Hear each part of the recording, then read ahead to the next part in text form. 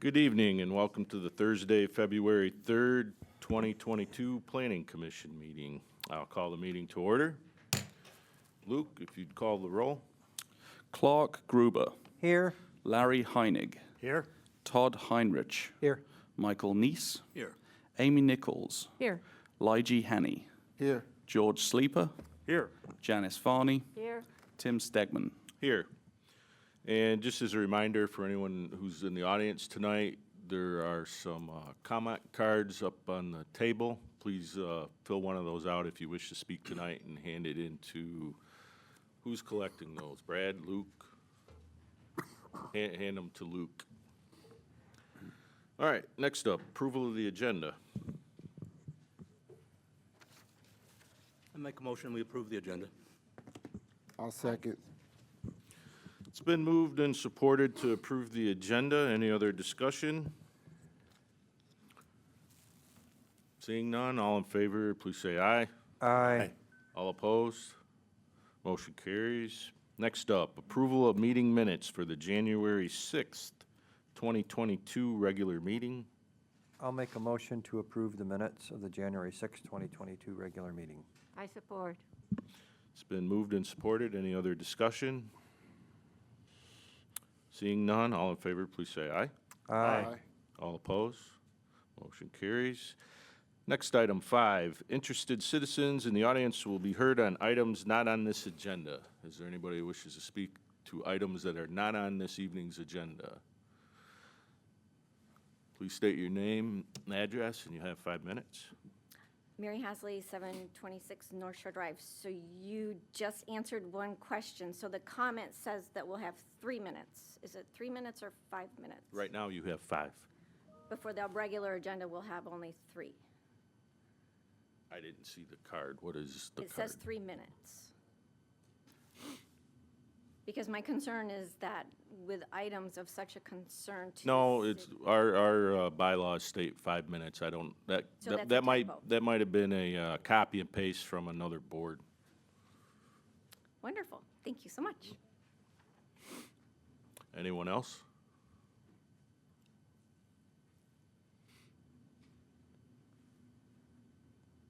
Think someone's coming? No, okay. Let's move on to old business, food truck ordinance discussion. Brad?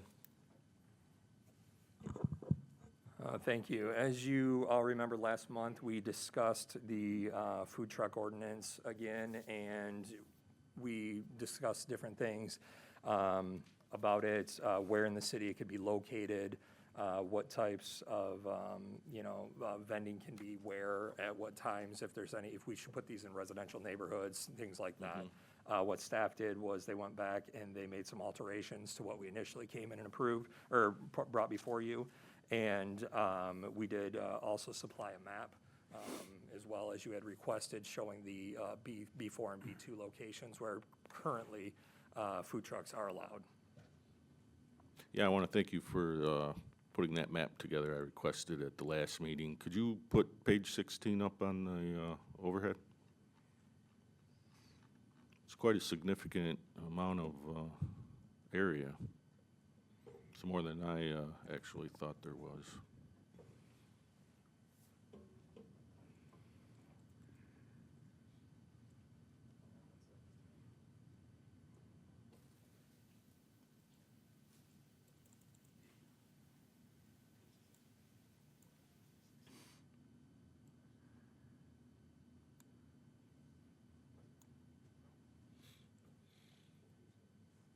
Sixteen. 16?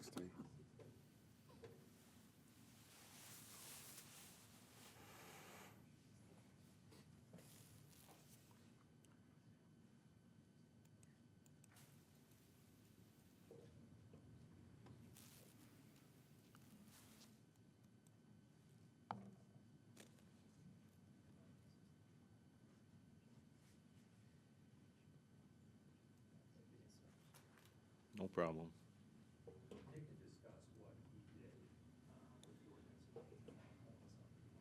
Okay. The material presented for tonight's meeting is basically the same as presented as at the last meeting. At the last meeting, planning commission discussed the topic of year-round review, and well, you didn't, of year-round licenses for food trucks. Well, you didn't obviously make a motion on that issue. It did seem like a majority of the planning commission supported moving to year-round as opposed to the seasonal system we have currently. So that information is not represented for tonight's meeting. Staff was hoping that we could have, that the planning commission could have a more extensive discussion of the locational issue. That appears to be the kind of last remaining issue that we need to work through with respect to this ordinance. We do have a draft ordinance that includes most of the regulations staff is proposing, but it does have a blank for the locational issue. So we've presented the information about other West Michigan communities that have recently adopted food truck regulations within the last 10 years or so as potential models of how to tackle the locational issue. And as you'll see, there's a pretty broad variety of approaches that can be used. Does anybody have any questions for Nick?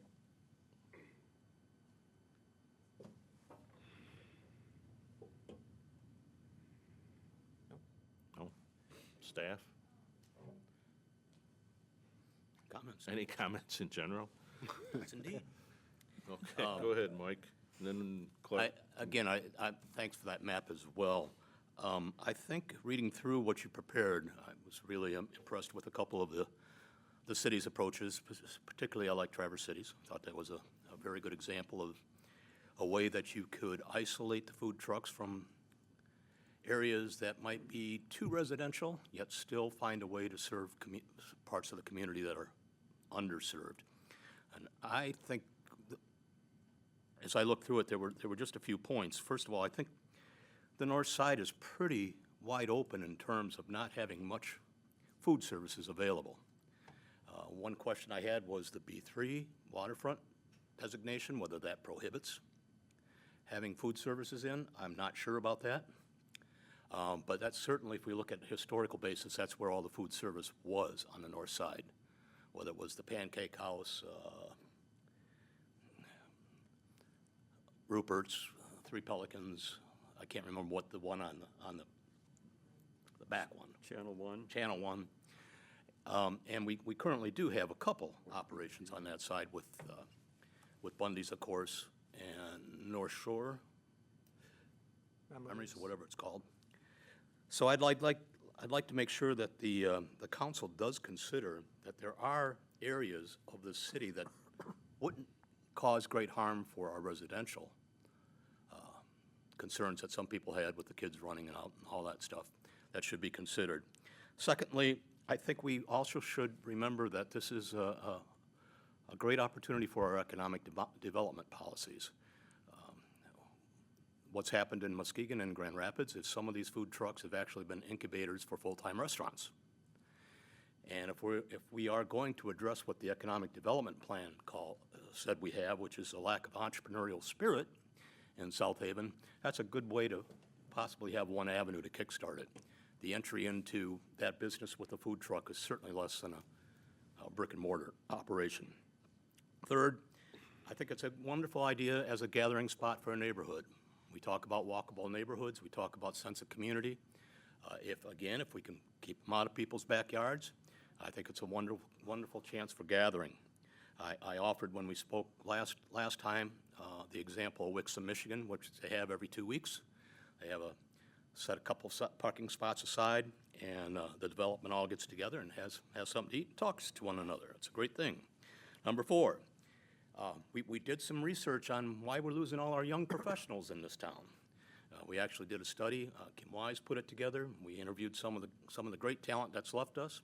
And quite frankly, one of the things they said about South Haven was, don't throw anything at me, I'm quoting it, it's just not a cool town.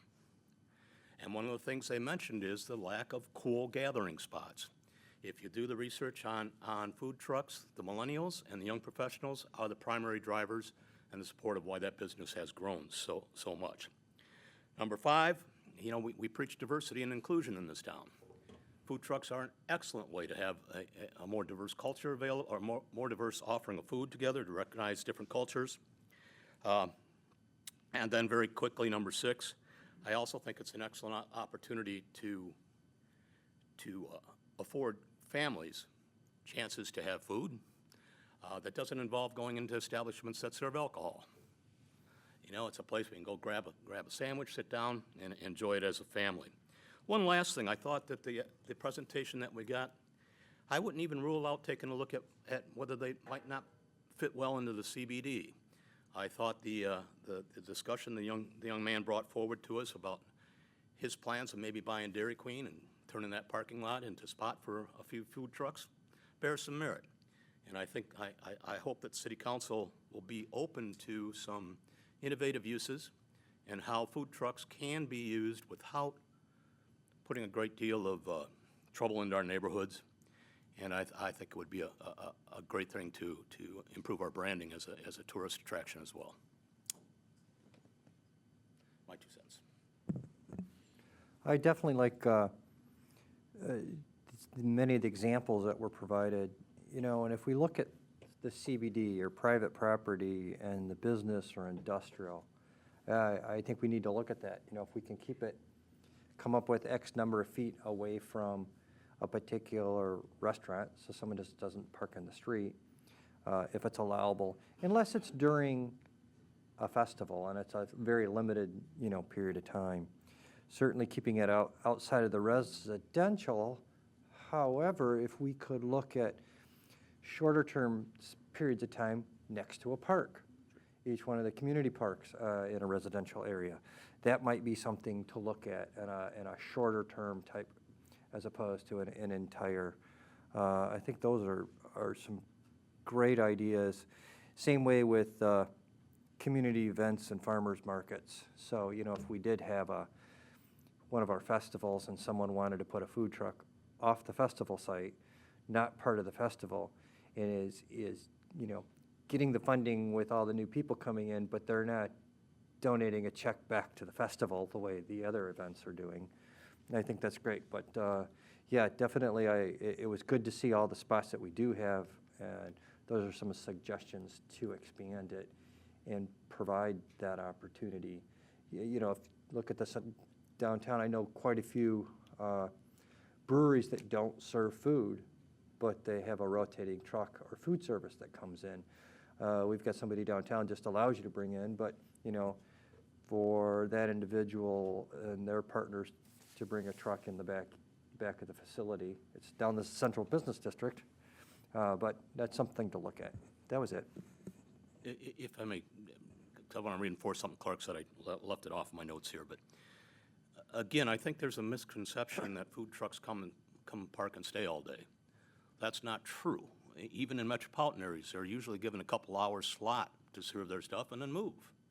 So it's not like we're looking at setting up food stands that are going to be sitting in your neighborhood. They're assigned by the hour and signed by the permit. The other thing that you brought up, I do think it's worth looking at the potential of allowing food truck use in some of our public areas. Packard Park is an excellent example. You can go there right now on any given day, and you're going to see families bringing their own pizza and sitting at the picnic tables. No reason we couldn't make a spot available for a food truck there, and increase the attractiveness of that attraction that we have, and also maybe bring a little money into the city.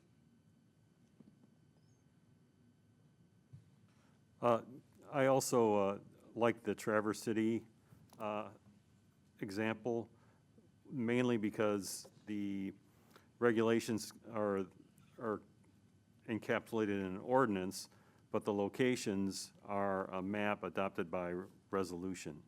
And I think that would give the city flexibility if something comes up that seems like it's a good fit. It would be, you wouldn't have to change the ordinance. You could just do a resolution, change the map, and do it that way.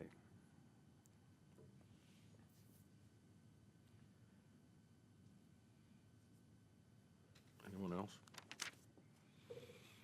All right, so I think one of the main questions we wanted to answer for tonight was whether food trucks can be allowed in a residential area. And I think what George spoke to Traverse City, how did they address that, George? They have specific, Well, it'd basically be how you'd do a resolution that would have the map showing where the food trucks are located. And we could maybe do it such that you wouldn't necessarily need to have, a resolution the link goes to the map. Well, this, every link time. goes this one says food trucks may operate on private parcels in all zoning districts, including residentially zoned private parcels. That's correct. So I'm just saying that's, My reading of it, though, it still was by permit. I mean, it wasn't, you can't just throw one up in your yard. Shows where you're allowed. And that's not, you have to open up the map to see the spots that they're allowing them. I just don't, to me, I think there's probably residential areas where a food truck would work. And there's some that it won't work. And so, us trying to decide right here that, we're not gonna allow any food trucks in residential areas, I don't think that's the right answer. I don't think saying that they could be allowed anywhere in residential areas, I don't think that's the right answer either. That's why I like the Traverse City example, where you have a designated area that, is basically adopted by resolution, that this is the area that, and if there's people that in that vicinity that don't like, that, they'll be able to, address that when it comes before city council for the resolution. Won't the food truck owners soon find out which residential areas don't work? Yeah. Again, it's my understanding, Larry, and maybe I didn't read the ordinance well enough. It's not, Traverse City isn't, you pull your food truck up and find a place you want to park. There are identified permit areas. Yeah, there's only permit. So areas in on this, the in map. this neighborhood, there might be parking space X that's available for a permit. Okay, that would be one good reason to not allow it everywhere, Oh, absolutely. parking spaces. That's But correct. in terms of this neighborhood or that neighborhood, I don't see any reason not to let the market tell them where they want to get their permit. But if you've got a parking problem or a traffic problem, certainly that's a reasonable criteria. and I point that out because George used Traverse City as an example, and the Petoskey one, in a similar bullet point, food trucks may operate on private property in residential district only as part of a private event and may only serve food to event attendees and not to the general public. So that's quite a departure. And so I guess what I'm trying to understand, for staff to work with this further, of the examples shown, it'd be nice for them to know which ones you lean towards.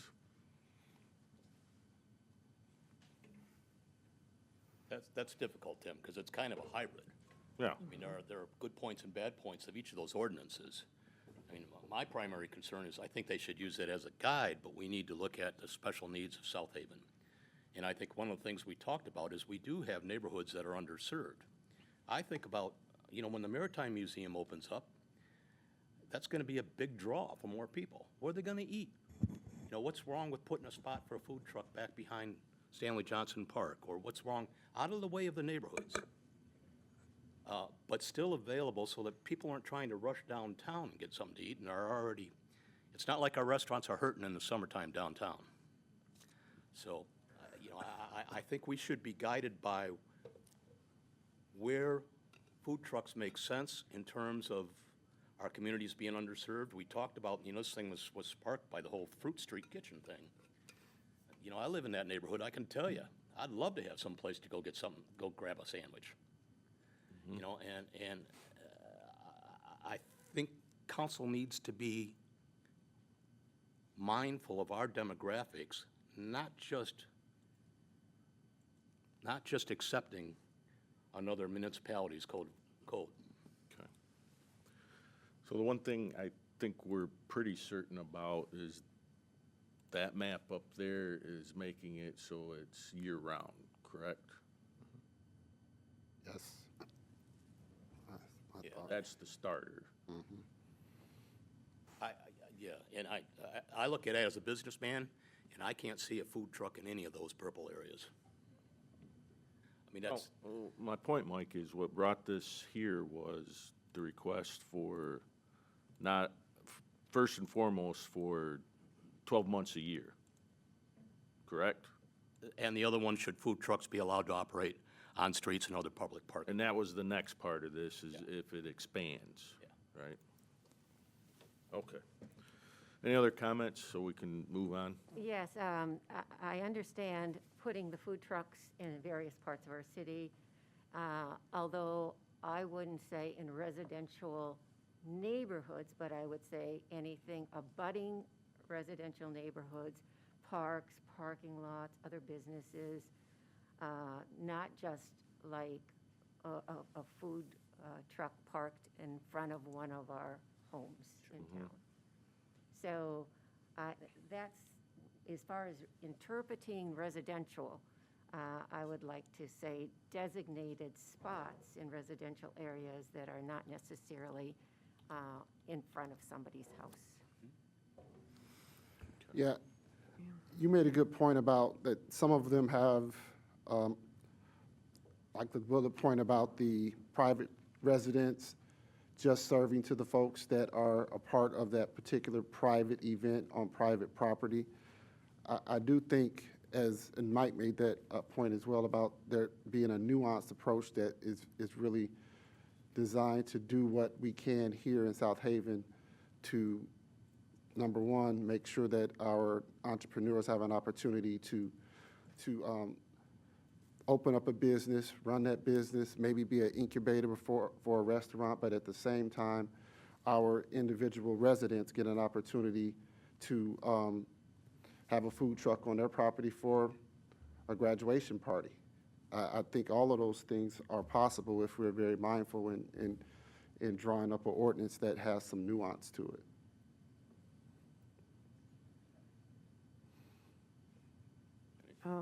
My first thought is I liked the Petoskey one because it did say, hey, if you're going to do this on your residential property, then that should be for your event and only your event, and you should not be, inviting in all the neighbors unless they're members of the party.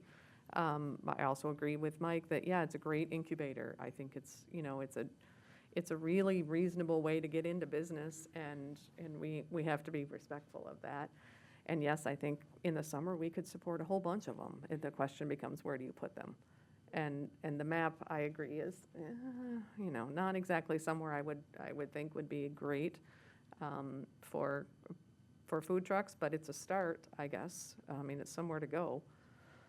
Yeah, But- I drove up and down that area looking, and there were potential areas for food trucks that I hadn't even thought about until my mind was on food trucks. And so that corridor doesn't seem to be a bad idea. Yeah. But I think what we do on the north side is another question. And I certainly agree with you in terms of private events. I didn't mean that in terms of parking in front of somebody else's house. Oh, yeah. I think private events are fine for food trucks as well. Isn't this map, the B2 and B3, where they're, by ordinance, would be allowed already? Yes. Yes, so. Excuse me, yes. One of those Bs. Bingo. I'm going back to what Larry was mentioning a little bit earlier about the individual business owner really giving that market, letting the market be able to guide this as well, which goes also back to what George was talking about, not necessarily having to go to a vote all the time where we have some fluidity to be able to make sure that if an entrepreneur figures out that this spot is a great spot, that they can come before the council and be able to make their case for that spot. I think it needs to be open too, because if we are looking for opportunities for entrepreneurs to be creative and get an opportunity to make something out of something that no one else sees, I think making sure that we are fluid in that area is going to be important for the entrepreneur if we want to attract those folks to the community or not have people in the community that have that spirit leave. So then, would it be okay for someone to say, I want to have one in front of my house, and we're going to be open 6 days a week? Why not? Is that not part of the, I don't think you'd write the ordinance that way. I mean, okay, I think the ordinance, I think it would require the diligence of the city to identify the spots up front. okay. You know, we're gonna have 8 food trucks this year. Here's the 8 spots. Do your bidding. Because I like the idea of if we're going to have it into a spot, having it closer to a park, Oh, I do too. you know? But my point is that we need to be fluid and open to an entrepreneur coming before us and making a good sell on what they think can work. Sure. And, you know, saying to a particular area that this is not good for you, if that particular area is okay with it, and it can actually make an opportunity for that entrepreneur to make money, make the folks in that community happy. Mike can get his sandwich, you know, all of those types of situations. I just think we need to be open and create an opportunity for these discussions to happen ongoing, because things about food, the food trucks are very mobile. Things are changing all the time, and for us to have a rigid system in place for something that is very fluid, I think would not lend itself to entrepreneurs being able to make an opportunity for their families and for the communities to be more lively and more vibrant. Mr. Chairman, can I make a comment? Yes. So I'm hearing kind of 2 separate things from the Planning Commission. So am I. One of the things I'm hearing is identify specific locations throughout the city. And a question I think staff would have about that is, are those specific locations something the Planning Commission would like to identify? Or is that something you all would like staff to take a look at and make some suggestions at a future meeting? The other thing I'm hearing from a few is to take a less rigid, more case-by-case approach, which would focus less on identifying specific zoning districts and maybe having a permitting process more like our special events, where they're brought before city council on a case-by-case basis. You set some parameters and some guidelines, and then city council approves or denies the request at that time. Well, and I think that's dependent on whether it's private property or public property too. Absolutely. I just, those are the two, those are kind of the 2 different directions I'm hearing. And again, we're obviously here to do whatever we can to help support that. I think at a certain point, just recognizing, are those, is it a and or an or when we're talking about kind of those different directions? I think the thing that factors into that, Griffin, is we also have to recognize if we did start this, I would expect the first year to be the pilot program. Let's give it a try. You know, we may have to make modifications to it once we learn. I don't see any restaurant experts. Well, we eat in the restaurants. But not a lot of restaurant experts on the board, so I'm not sure we want to make the decision about where they go.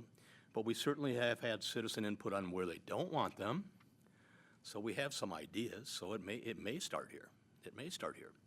But I would also offer that if it starts here, that it's going to be maybe a 1-year trial. We find out how it goes. And maybe there's a better way to identify the demographics of where they ought to be. I think some of them have come before us already. If we are going to have a housing development over by Overton, that's a fabulous place to have some food available. We preach being a walkable city. Well, we need to be able to walk somewhere to get something to eat. And not everybody's going to walk downtown. And like I originally stated, the part about 12 months a year, Yeah. that can be moved on pretty quickly. Yeah, Adding to this is going to take a lot more time, absolutely. and it's already February. So, you know, the question is, do we not hurry up, but do we continue on with the 12 months and get that out of the way for the purple area there, and then work on it some more? I have another place that the decision might better lie, and that's with the Economic Development Office. Maybe they should look at where the economic opportunities are for that entrepreneur to have a shot to try this practice out.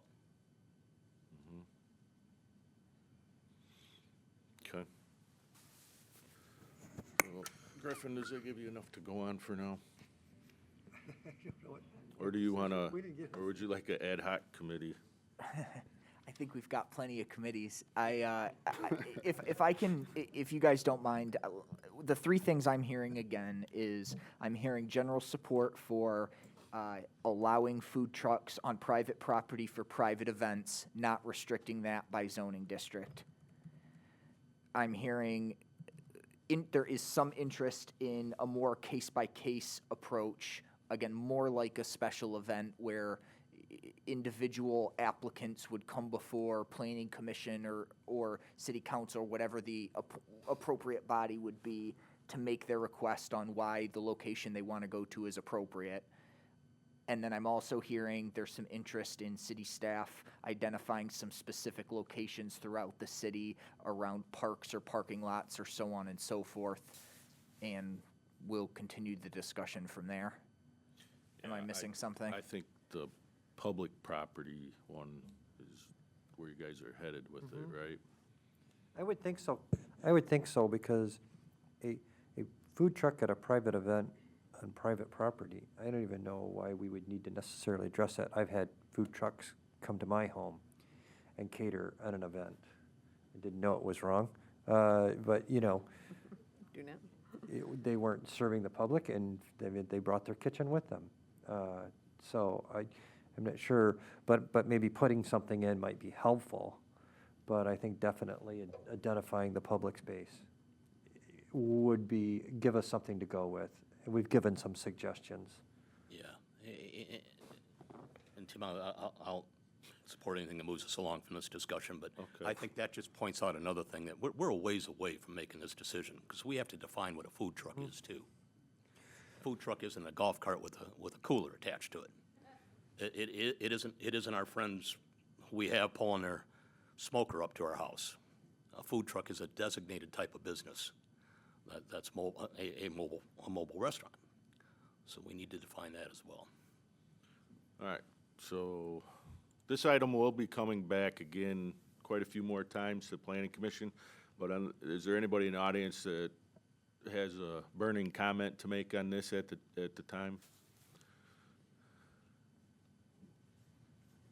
Mary Hasley, 726 North Shore Drive. Hopefully this will be quick.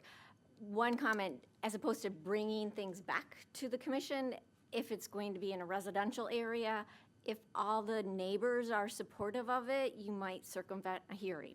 So you may want to work something in that if the residents in the area support it, then I don't see a need for a hearing.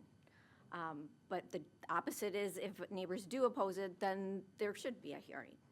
So hopefully that would facilitate resolution of where it might go within a community. Thank you. Anyone else? Yeah, please come up. Is there anybody else that wants to speak? Let's have an on-deck circle, because we've got a lot of items tonight, and thank you.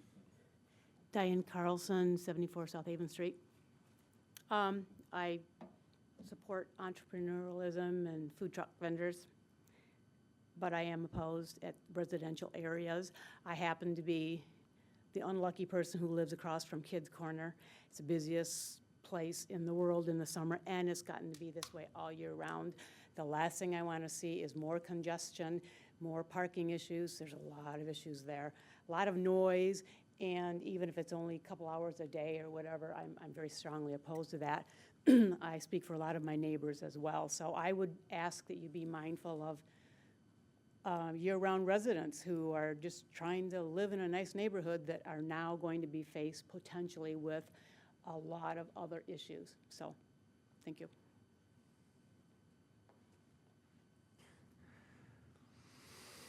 Marilyn Boogie, 70 Gabriel Drive. Just a quick thought. Have you given any thought to industrial areas? There are some immediately adjacent to the trail side.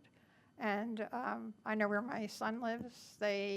It's not an industrial area, but what they do is they have food truck night. When you have several food trucks come up, and they actually have some picnic tables out, and people have their dinners there. Thank you. Thank you. Hi, my name's Monique Crowley. I live at 320 Fruit Street. I actually own and operate Fruit Street Kitchen. And I just kind of wanted to reiterate what the first citizen, the resident, said when she came up. Of course, you're going to have people that are for the residential areas and people that are not. That's why it's really important to let the residents in those areas say whether or not they want it in their neighborhood. The lady that lives across from Kids Corner, perhaps she'd be one to vote on no. However, my neighbors on Fruit Street would be more than happy to come and show up in numbers and vote yes. So I don't think just blanketing the regulation and saying no residential areas is fair. I also don't think opening it completely is fair either. I think it is fair to let the residents decide and let their voices be heard when it comes to what happens in their neighborhood. So that's all. Okay, thank you. Anyone else? All right, enough for item 6 this evening, and we'll move on to old business, item 7. Special land use application 412 and 460 Blue Star Highway. This is the Countryside Motors carryover from last meeting. Yes, we are back discussing Countryside again. The applicant has applied for special land use permit at 412 Blue Star Highway and 460 Blue Star Highway. As you remember, both are in the B2 area, which is the only area in the city that does permit motor vehicle sales. And what we did was this month we had a little more information to go on to perform a site plan review. But as requested, the planning commission asked the city engineer to attend because you wanted all to hear more specifically what his report would be regarding stormwater drainage and surface structures and things like that for these parcels. So the city engineer is in attendance. Okay, there he is. There he is. Mike's here, and he is here. His report is in the packet that you've all had a chance to read, and Mike is here to answer any questions that you may have. Mike, why don't you come up here? All right, any questions? George? Yeah, Mike, I thought your report was good. I noticed the 412 Blue Star Highway had approved as noted, but the 460 Blue Star Highway said not approved. So does that mean that there's nothing we should do with 460 Blue Star Highway, or is that there's just something would need to be done to that property? I think Brad addressed it a little bit in his report as well. For that use, it would have to be improved with some type of load-bearing type of surface, and with that, we'd have to have some type of drainage improvements as well. So we couldn't allow a grass surface like it is to have that type of use. Okay, thank you. My question is on where does the city's responsibility and the county's responsibility come into play with these properties? Drainage-wise, it's the city. Soil erosion, it would be the county through the Drain Commissioner's office. They would be the ones that would issue a soil erosion permit for this. Just to kind of go through a little bit of this, since your last meeting, I did meet with a couple of the owners, and I spoke with another gentleman on the phone. And we had a discussion on site about the drainage back there. I did find out some more information from them, and I followed up, and we found that there's that ditch that's between the properties. That's in an old alley that's since been abandoned, but the city did retain an easement through there for any type of utilities, so this ditch would fall under that. And then that ditch goes to a storm tube that goes out to Jones Street. And we did a little research and found that tube is, we do have easements to the city for that, and it's our tube. So after looking at it, our intent is to inspect that pipe and that ditch when the weather gets a little better.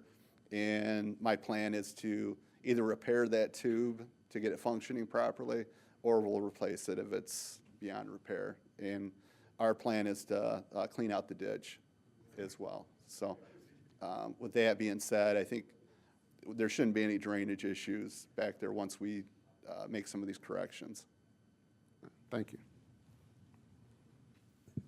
I guess my only question, and I appreciate looking at the surface area, because that was a concern that I had at our last meeting.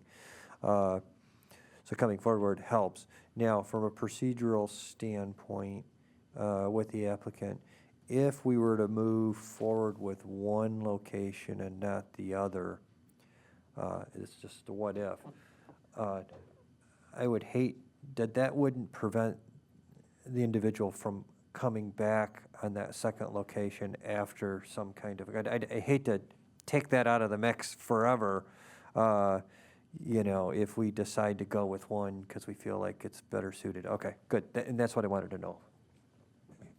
And I appreciate the report. Thank you. Now, from an elevation standpoint, and I think the photos do a good job with some of the other concerns, you can see a large elevation between probably the back property line and what has been built up for the parking of that 412. Would it be your suggestion that if fencing were to be put in, it would be at the lot, the high lot line of the parking as opposed to the low spot of the back end? I think that would give more shielding to the back residents and still provide parking for the applicant. Would that be your suggestion if fencing were required? Yeah, that would be mine. I'd kind of refer this probably to Brad, though. Thank you. The fencing. Okay, thank you. Any other questions? Only to thank you for your work done. I know it was concern of the neighbors in that area, and I think you, at least from your discussion, seem to have addressed those issues and found out what the problem was and is. Yeah, they brought some information to light that helped out. So it was a good discussion. And I appreciate as well. They might have brought some good information, but they had a good listener too, Mike, so thank you for your efforts.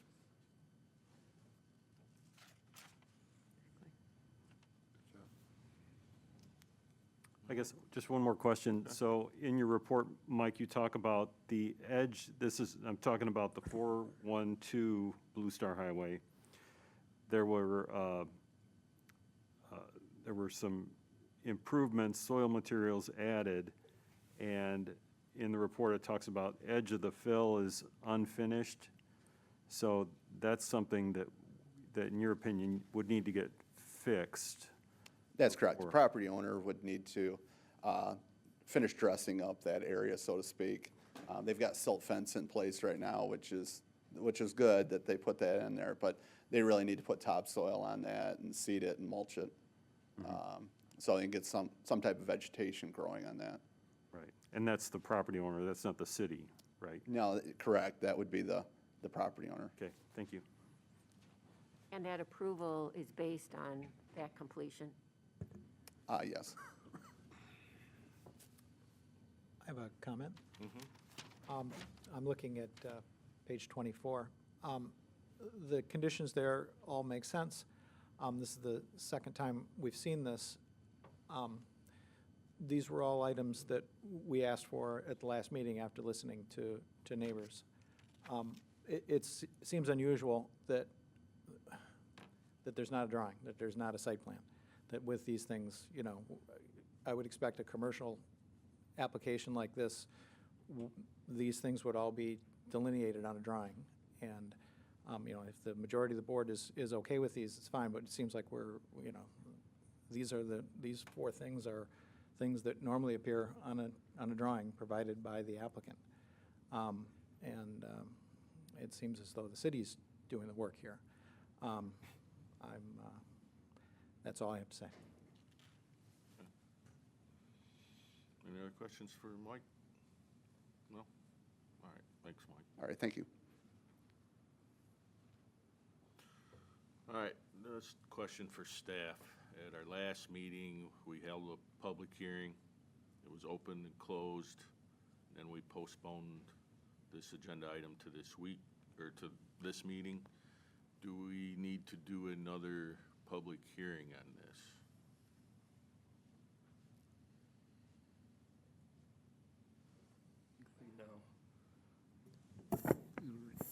to make sure I understand, the public hearing was closed at the last meeting, It was. and the item was brought back Yes. to address a specific request of the planning commission? Yes. I don't believe so, no. Okay.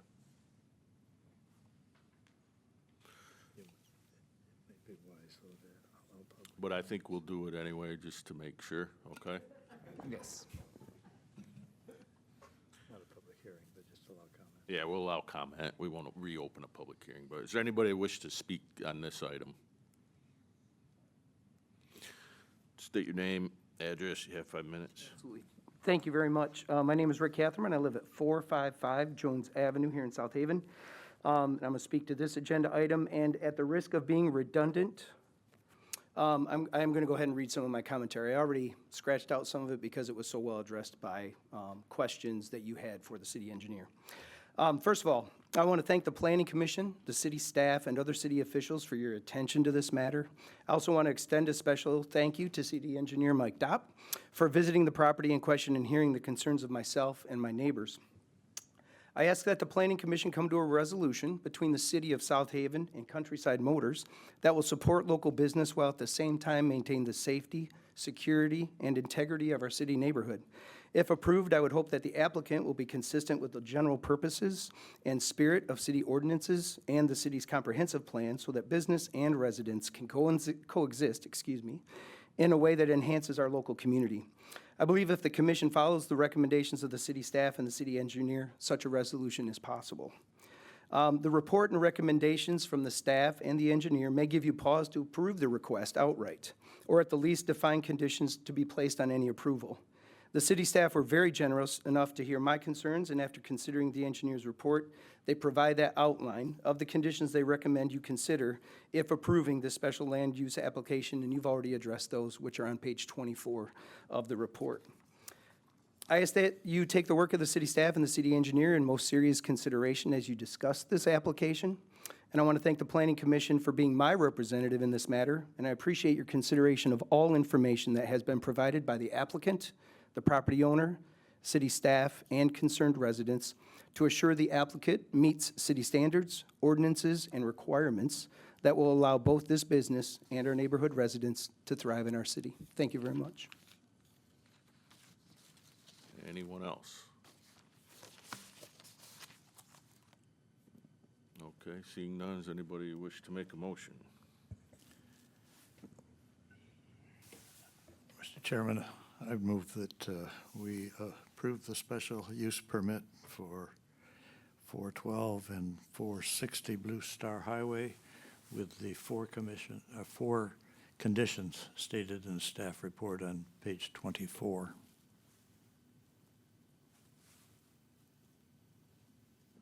Is there support?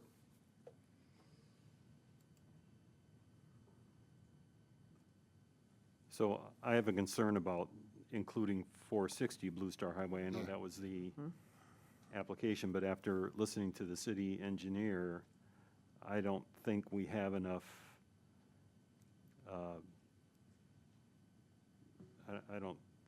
without having a site plan which shows how that property would be improved to comply with the drainage requirements, I don't see how we can approve 460 Blue Star Highway. Well, As far as I'm concerned, item number 2 addresses that, but if the rest of the commission doesn't see it that way. well, let's try to get support first, and then we'll go into discussion. So is there support for the motion made? Okay, seeing none, motion dies for lack of support. Is there another motion? I'll make a motion to approve the site plan application for 412 Blue Star Highway to include the 4 items recommended by staff, with a change to number 4 to be the requirement, so striking vegetative barrier, so requiring it to be a fence. Okay. Support? It's been moved and supported. Is there further discussion? Question of staff, can we split an application like this? I believe we can. Okay. It's really was submitted to us as two items that we kind of just were visiting at the same time. Okay. Because they were two different parcels. Nick, do you concur? I agree. With it being two different parcels, I think you could approve one and leave the other one for later, for more information. Okay. And for discussion's sake, for the 460, what would be the recommendation to the applicant? Well, I think he's certainly welcome to come forward again with his plan for the approval, or his plan for the improvement to the specifications that our engineer wants, and we'll consider it at that time. Okay, so I guess we'll need, there's this motion, and then we'll have to do a second motion for the second part, right? Motion for I think that'd be denying. the clearest way to do it, yes. Yeah, But then he won't be able to come forward for 6 months. yeah, and then he can't come forward for 6 months.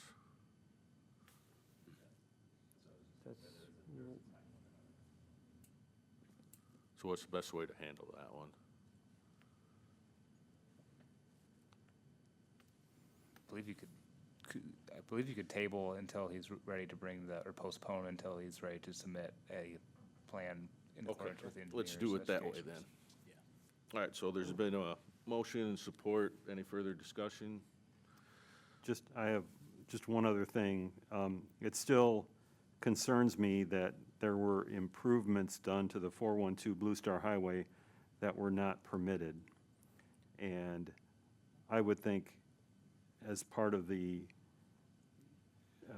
recommendation under condition 3, it says before any additional reshaping or movement of soil materials has proper approval. I would think that we would ask for approval, or that the most recent reshaping / movement of soil materials has received the approval of the Van Buren County, and that we're not just saying that, yeah, they didn't get the permit, but we're not going to do anything about it. So are you looking to amend the motion to include a 5th bullet point? I would be open to that, yeah. You'll have to do it. Okay. All right. If I could, I'd like to amend the motion to add a 5th bullet point, that most recent reshaping / movement of soil materials on the properties involved have approval from Van Buren County. Okay, is there support? Yes. Okay, I'll it's been support. moved and supported. Is there any discussion on this amendment? Yes. Okay. I think we're moving into the area of taking away from Van Buren County their responsibility. I don't think it's our job to ask for something to be done that's already occurred in the past. It's their responsibility. If something has been done that they are responsible to do, and they didn't do it, then they need to correct that. It's not ours. So I would speak against the amendment. Okay. Any other discussion? If the shoe were on the other foot and Van Buren County was aware of something that happened in the city that was in violation of our ordinance, I would want them to tell us. Oh, I agree with that, yes. But I wouldn't. No, I've said enough. I understand what you're saying, Larry, because we did discuss this at the last meeting, what ramifications there were, and that those ramifications belong to Van Buren County. I was frustrated with that, but that's the law, I think. Anyone else? Okay, seeing none, we'll vote on the motion to amend. Luke, if you call. Could I just interject, just so you know?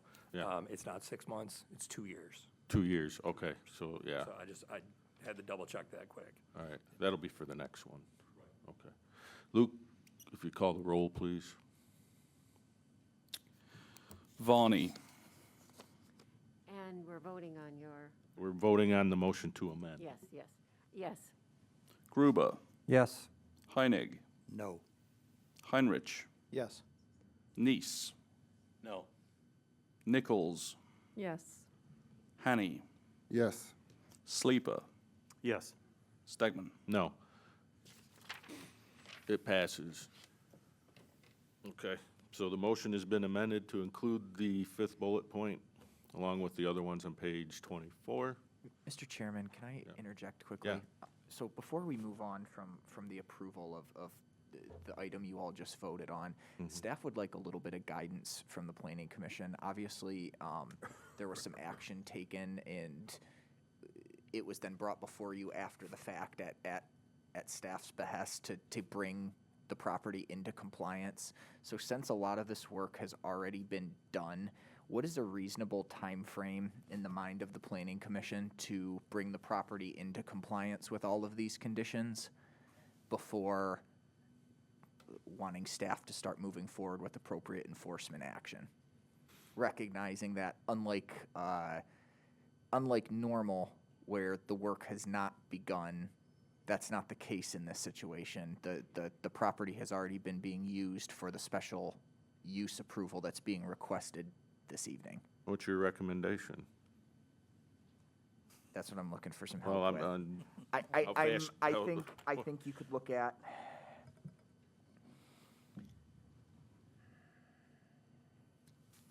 So if I could just, what my thought was that this would not be up to city staff to enforce this. This would be up to the property owner to go to Van Buren County and say, work was done without a permit. I would like to get this brought up to standard, whatever that takes, and let the county decide what the, obviously, if the county is going to require some long drawn-out effort, that will be on the Sure. property owner to do that. I think there's the other concern of the county could go, the work's already been done, we have nothing to permit at this point, so they never actually get a permit. I think that's a reasonable concern. I guess I'm looking at like installing the fence. Obviously, you know, we've gotten some fair feedback from the neighbors and are putting conditions in place to make sure we're finding a proper balance between the commercial property and the neighboring property.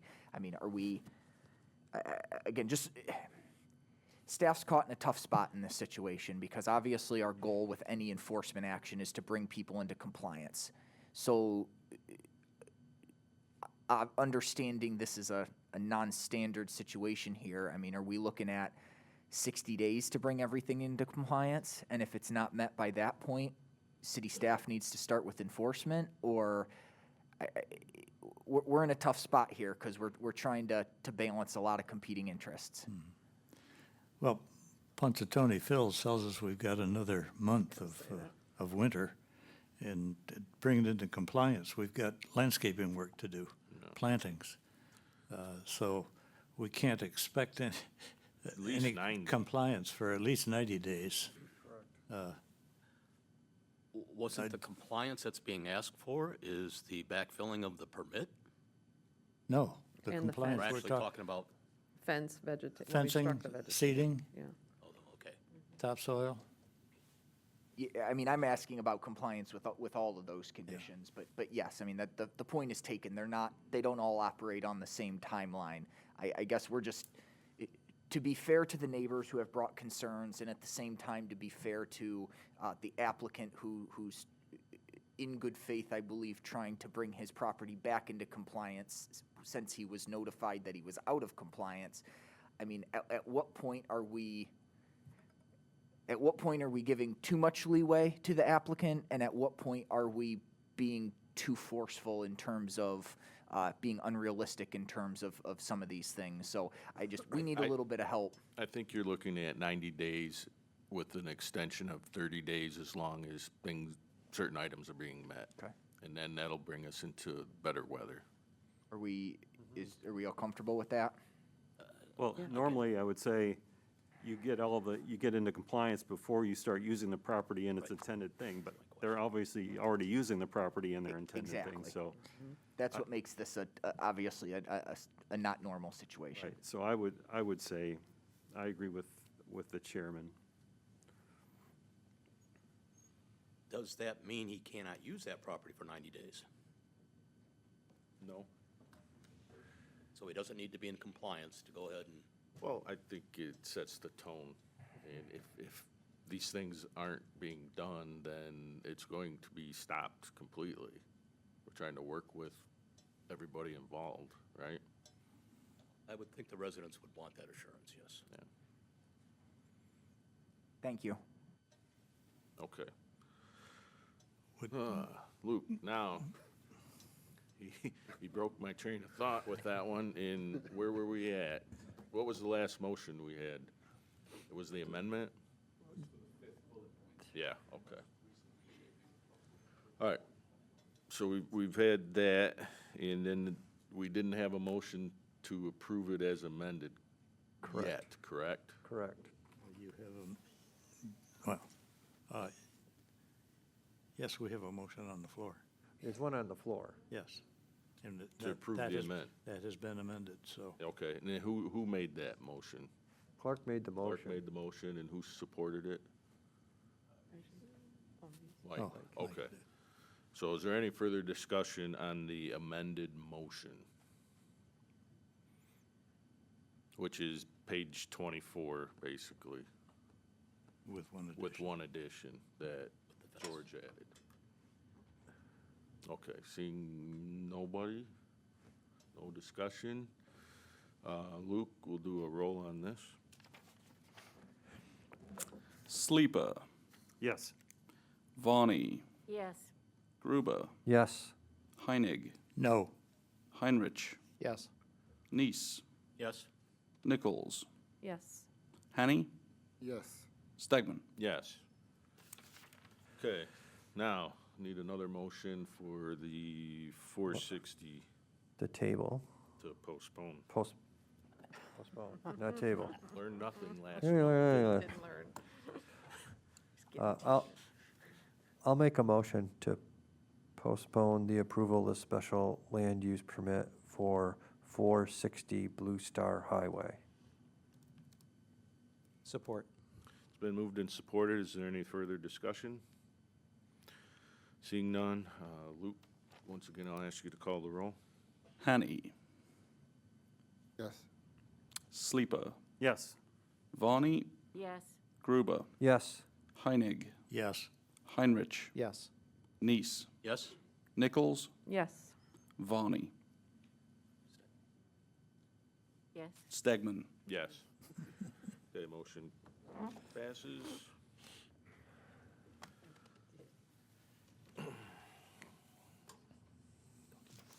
Old business, item 8, special land use application 808 Monroe Boulevard. This is a revisit from a special land use application back in October. If you all remember, it was an applicant who is installing or proposing to install a swimming pool on their property in the backyard along the coastline there. And as you know, any swimming pools on properties on that side, on the water side of the property, along the shoreline or the river have to come in for a special land use approval. What the discussion was back in October was, concerns of the bluff line and other features like that. The applicant requested to have it postponed until he received a soil engineering report. He submitted that soils engineering report about a month ago, and he wanted to come back in to revisit this with you all again. Okay, is the applicant here?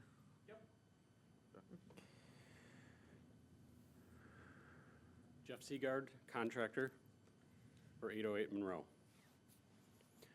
So I did ask for some time to get a soils engineer to evaluate this, which I did. I also provided additional information that you guys were looking for, as I provided a generic one before. So I provided a landscape plan, a couple of cross-sections, a closest to dimension to the edge of the bluff, and then I hired the soils engineer to evaluate the property. Which he did come back and say that the weight of the pool, which is what everybody was concerned about, was going to have some impacts on the bluff, which he said it would not. So I wanted to provide that information so that everybody could see that. Any questions for him? I guess one question I had is I'm still trying to determine with the one diagram that was provided, is the hot tub sticking out over the, No, it's not. okay, No, everything will be up on the upper level of the bluff. Nothing will be over the edge. okay. I have a question regarding the building footprint. I was wondering, does a building, when you drive by the building, the house, there doesn't seem to be a lot of drainage because there's the driveway, and then there's the pool, and then there's the hot tub, and then the house takes a good bit of that property. And my question is, when you consider percentage of the land has to be permeable and has to be, without the building footprint, does a building footprint include both the pool and the hot tub or not? That's separate. So No. you don't include that in the footage. That is correct. Okay, and you don't include driveways in the footage either? Okay. No, in the city of South Haven, we only include the footprint of the building itself, any structure. So if there was a garage, a detached garage or a shed or anything like that, we would include that. But driveways and swimming pools are not included in that calculation in the city. Okay. Any other questions? And another one about the Van Buren Drain Commission, and do they have to inspect that property, or have they inspected that property as far as proper drainage? Because there's so much house and there's pool and everything, I'm just wondering where the drainage will go. Well, I'll be collecting all of my own roof water and all of the water that will be on the pool surface and taking all of that drainage to the storm sewer. Okay. Okay. Okay. All right, thank you. Any further questions for staff? No? Is there anybody who'd like to comment on this? Yes. Oh, hang Oh. on. Audience, okay. You'll have your chance again, Todd. Go ahead. Thank you, Chair. Mary Hasley, 726 North Shore Drive. First, I believe he said the water was diverted to the stormwater, and I believe that that's not supposed to be happening anymore with the increased amount to that and causing problems with our water treatment plants, so That's sewer water. Storm goes to storm. Okay. First of all, I would incorporate the comments I sent for the meeting in October. And I believe another resident, a neighbor of 808, provided written comments, so hopefully you received those. I provided a graph of a 30-year erosion plot showing that bluff is essentially gone. I'm a bit surprised with the report that was submitted saying that erosion of the bluff is not a concern, would be minimal, provided the vegetation remains well established. Clear cutting the vegetation, I have to believe, would have a significant impact on the roots staying and having proper nutrients coming to them. And I would request that an arborist be consulted to ensure that that's a valid statement. It seems more self-serving than valid. More importantly, the approval of the Harbor Commission is based on inaccurate information based on their minutes. The minutes say Conway asked whether the construction of the pool will be able to keep their from being depredation of the bluff, to which Seaguard responded that there is a lot of vegetation in that bluff and no erosion on the site due to seawall. Conway asked if neighbors get a vote, and that's, so at that time, they were marked for clear cutting.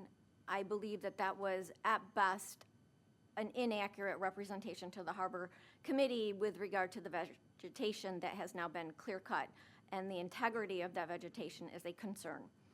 Moreover, although the pool and the hot tub allegedly meet the coverage requirements as discussed, it seems like there is an awful lot of hard surface there where there is now pervious, and I would be very concerned with the impact on the bluff. Last but not least, the applicant has placed itself in this predicament of the pool and hot tub being so close to the bluff edge. Had the hotel not been built and a smaller footprint been provided by the home, there would have been more space provided to remove the hot tub and pool from the bluff's edge. The clear cutting of vegetation, I do believe, should have an arborist opinion, and that should not be allowed without further investigation. The applicant has disregarded the impact on the environment and our neighborhood by affecting the integrity of the bluff that will affect not just their property, but adjoining properties, and slightly south of that location is a high-risk erosion bluff, according to the state. When all of this is taken into consideration, there is enough reason not to grant the request. It's not similar to others, and if you are not willing to deny it at this point, at the very least, please return it to the Harbor Commission to have them provide an opinion based on all the facts as they currently stand, including opinion from the arborist. Thank you. Anyone else? Okay, who was it, you, Todd? Yeah, just a general statement. I wanted to say that I appreciate the folks that did write in. Your concerns are valid. The scientists and long-term engineers tell us that the lake is moving eastward, and that when we permit a building to be built there, or a pool, or any improvement, it is it's not going to be there forever. Whether it's gone in 20, 40, 60, 100, 200 years, we don't know exactly when that's going to happen, and the city's position seems to be that we're not going to look at that. We've talked about this before. How do we calculate that? I think that the applicants should know that if you're a young person, this is a temporary construction that's being built here. It's gonna be continual maintenance to try, through seasonal cycles, to try to maintain the toe of the beach there, and that soon there's not going to be a beach, and it'll be steel sheet piling, and this is something that the whole west coast of Michigan really should be thinking about. We do our best, I think, as a city to try to not look at that. We just say, well, that's out over the horizon, and we can't see that quite yet. And so we approve things like this, and I will be voting to approve this. The question about the Harbor Commission came up. The Harbor Commission looks more toward how the navigation is. They don't necessarily look at the bluff. Am I correct on that? It's if there's any obstacles that get in the way of navigation, not necessarily what the bluff. Yeah, the Harbor Commission was formed, I forget what year now, but their primary duty was to deal with the harbor lines and the developments of the condominiums with boat slips.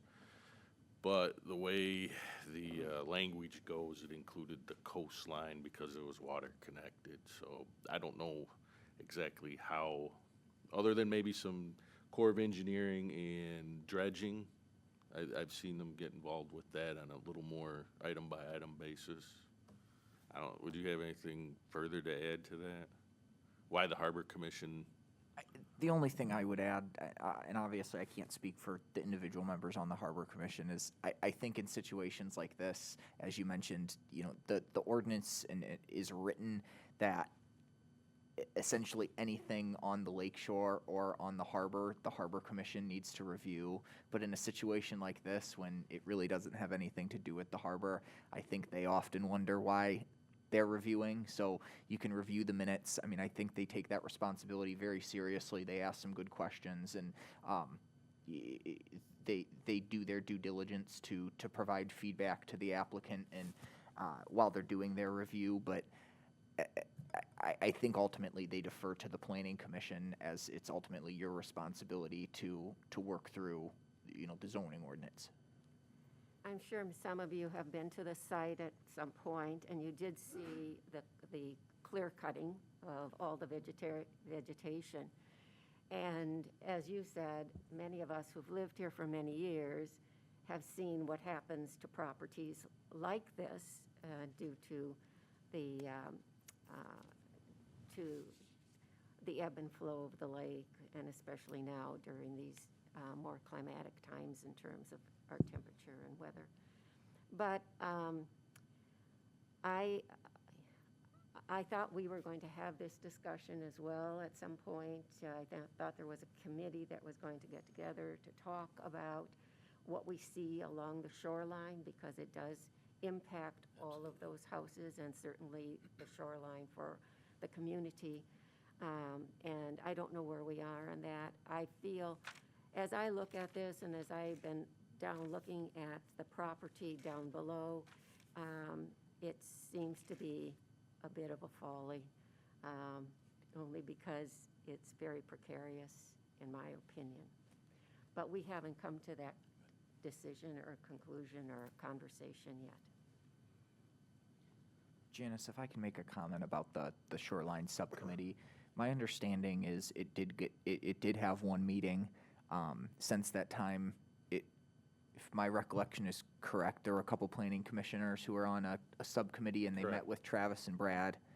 My understanding is they got together once, and since then, we've really just gone through so much staff turnover in the building department. And obviously, as you all are very aware, we've had very busy planning commission meeting agendas, that it's just something that hasn't moved, I think, as quickly as everyone had hoped. It's still on everyone's radar, and when we're able to get a new planning and zoning administrator in place, it's something we'll definitely try to get kicked off again. So again, we're very aware that that's out there, and hopefully we can continue the good work there. But just want to recognize we know that is still sitting out there. Unfortunately, we've had some circumstances that hasn't allowed staff to spend the amount of time on that topic that we obviously would have liked.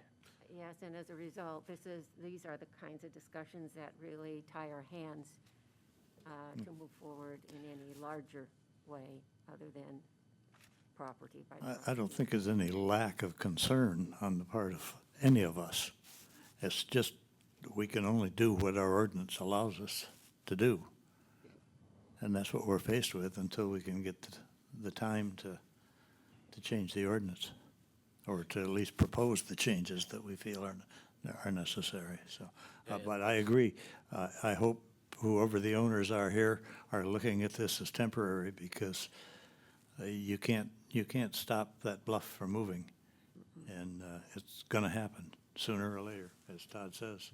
And Janice, last I remember is we had a finished linear footage report of how much seawall had been erected, and I think south of the pier, we're in the 90% range, and north of the pier, I don't remember the number, maybe 50, 60%, something, if it was even that high. But I think that's last where we left off, was how much seawall had been erected already. I.e., there's not a lot of natural beach to the south of us anymore, within city limits. I'd like to also weigh in on what Larry said. I mean, this is one of those situations for me where it seems obvious the amount of time that we spent with Leah, the amount of time we spent, our own time, taking a look at what's happening to our lakeshore, all the information we were given, would lead me, if we weren't constrained by our ordinance, would lead me to say, this is pure folly. Here's what the science says. but I find myself in a situation where the ordinance looks like there's not much we can do. So you're saying we need to provide structures for underwater archaeology in the future? No, I'm saying we need to respect the science that's been offered us. All right. Any other Some of us discussion? did go to the meetings, Tim. Any other discussion? If not, I'll entertain a motion.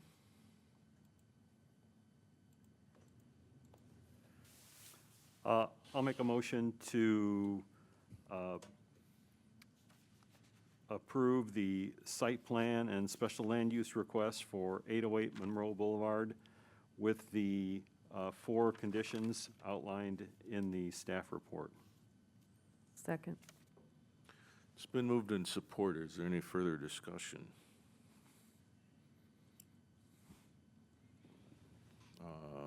Seeing none, we'll do a roll call again, just in case. Neese, Yes? Nichols, Yes. Hanny, Yes. Sleepa, Yes. Vonnie, Yes. Gruba, Yes. Heinig, Yes. Heinrich, Yes. Stegman. Yes. Okay, we'll move on to new business. Now, I just ask before we do that, does anybody want to take a short break? If so, I'll entertain a motion. Make a motion to take a 5-minute recess. Second. Been moved and supported, take a 5-minute recess. Any other discussion? Seeing none, all in favor, please say aye. Aye. All opposed, motion carries. We'll take a 5-minute recess. Okay, count seconds, everybody.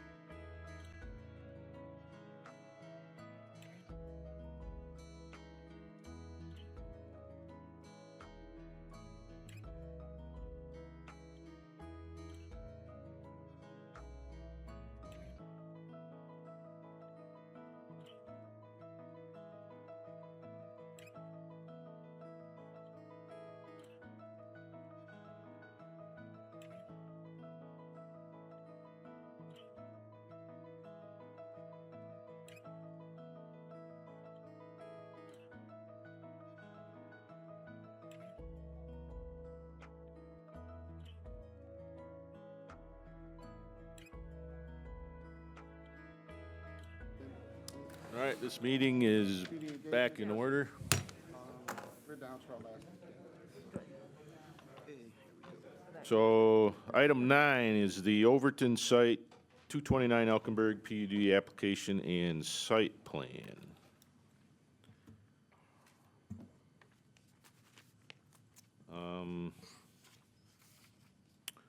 Brad, I think I'll have you state a couple things about this project, and then is the developers here, and they can, I believe they have a presentation, correct? Correct. So then we'll hear the presentation. And that's how we'll start this. Okay. Okay. Thank you. Again, so Habitat Company is here to speak to you tonight on behalf of the project that they're proposing at the Overton property located at 229 Elkenberg. It's a 144-unit mixed residential development, as you all know, with townhomes, for-sale townhomes, and multifamily rental buildings. There is approximately, it's now in the RM1 district, as you remember, and it's approximately 5.74 acres. And the submittal requirements were they were mentioned throughout the review packet here. And you requested in December to have the applicant break those down into phases for you for certain elements. And in the review, that was done by them. And so I just would like to call that out so you are aware that they are in there. That, you know, we're here to answer any questions that you have about this, if you have anything specific about, you know, dimensionals or things like that. So, If I can build a little bit on that, just to kind of set the stage again, if the Planning Commission recalls, we had a special meeting in December at which a preliminary review of the PUD application was done. At that time, Mr. Jeff Head, who's also here this evening, did a pretty thorough walkthrough of the plan for the site. Since then, the final PUD package is included in your packet, as well as the final site plan for the first phase of the three-phased project. Also included in the packet, I'll first out, just because there's so many pages associated with this because of the scale of the project, I just really want to give Brad credit. He put a lot of work in with his team at Williams and Works to put together a really thorough review of these materials for you all. Also included is a memorandum from Ryan Kilpatrick with his new group, Flywheel Consultants and Housing Next, so who he's been working with on his housing projects, giving some examples, as well as a little bit of a discussion about the project in the context of the housing market analysis that the city conducted several years ago. I remember there were a few members of the commission who brought up some questions regarding that analysis at the meeting in December, so we wanted to make sure there was some additional information presented responding to those questions, as well as the engineering review and the support documentation, and then obviously the professional package submitted by Habitat's team. That's all I had, Brad, if you had any other comments. you covered it well. Thank you. Okay. Brad, you want to have the developing team give their presentation at this time?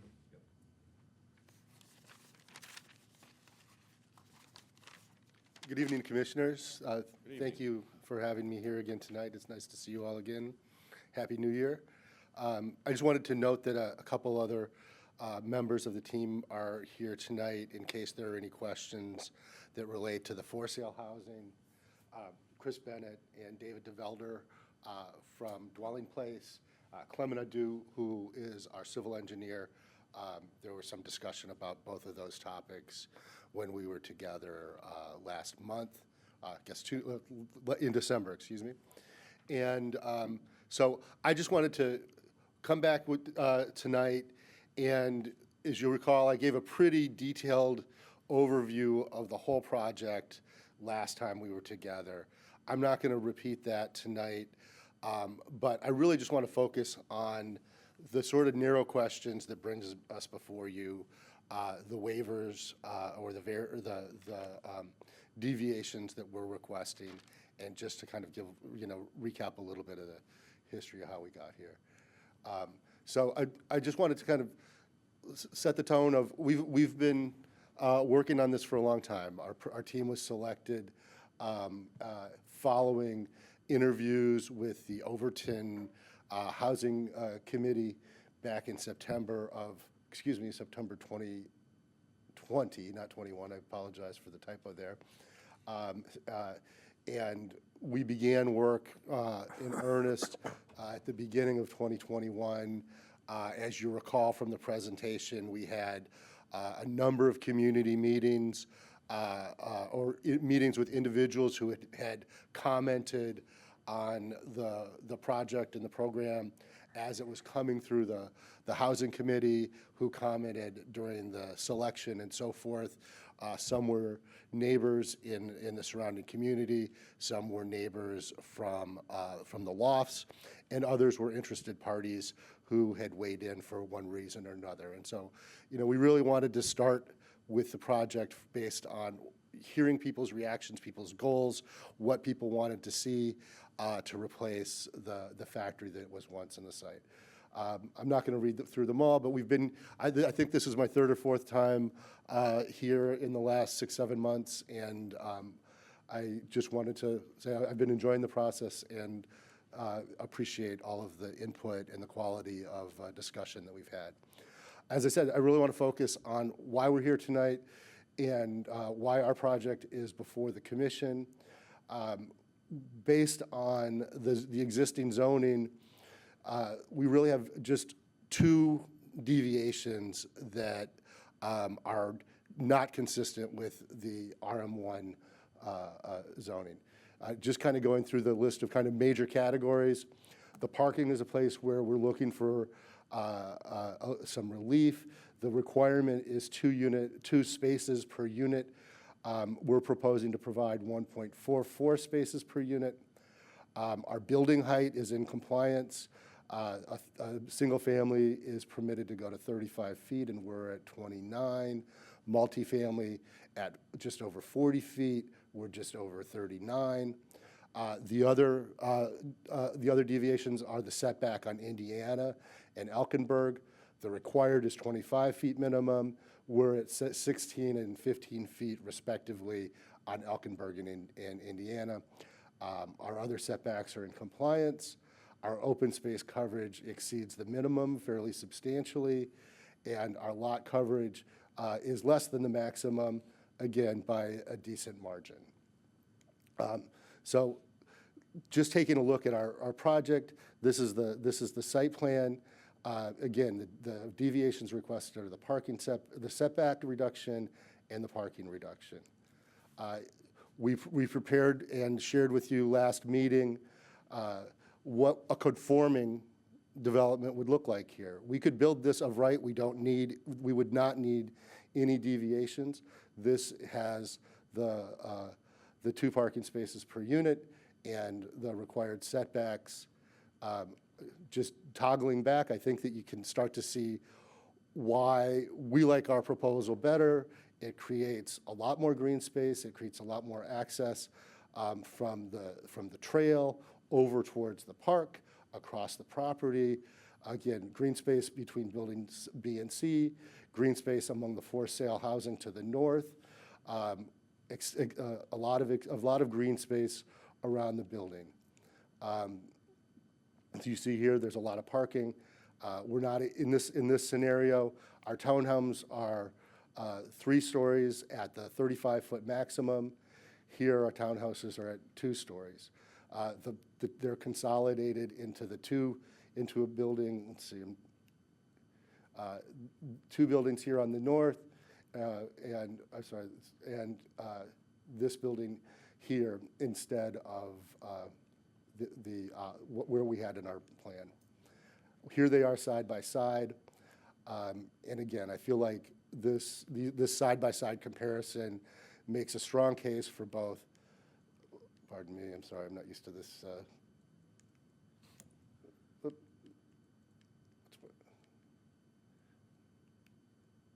between both the parking and the setbacks between the two. I think that the green space really stands out. What, The what path- slide number is that?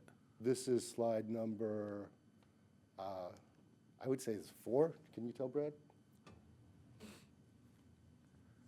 6? Okay, thank Thank you. you. Sorry to interrupt. No problem. And then this is the same comparison, just in axiometric view, just to see the elevations and the difference of the building types. I think that it's important to show that the two apartment buildings are far separated by parking as opposed to being together with this green space near the trail. I just want to flag the historic building, the setback, what's been here for most of the last 75 years up until the demolition. I think that you see that the setbacks are I don't know that they're conforming either, but the treatment is not of the quality that we're proposing here. This slide just shows a handful of different views of the treatments that we're proposing for the setbacks. Again, the view from Indiana and Elkinburg, even with the reduced setbacks, we're able to find a lot of room for attractive green space, native plantings, trees, etc.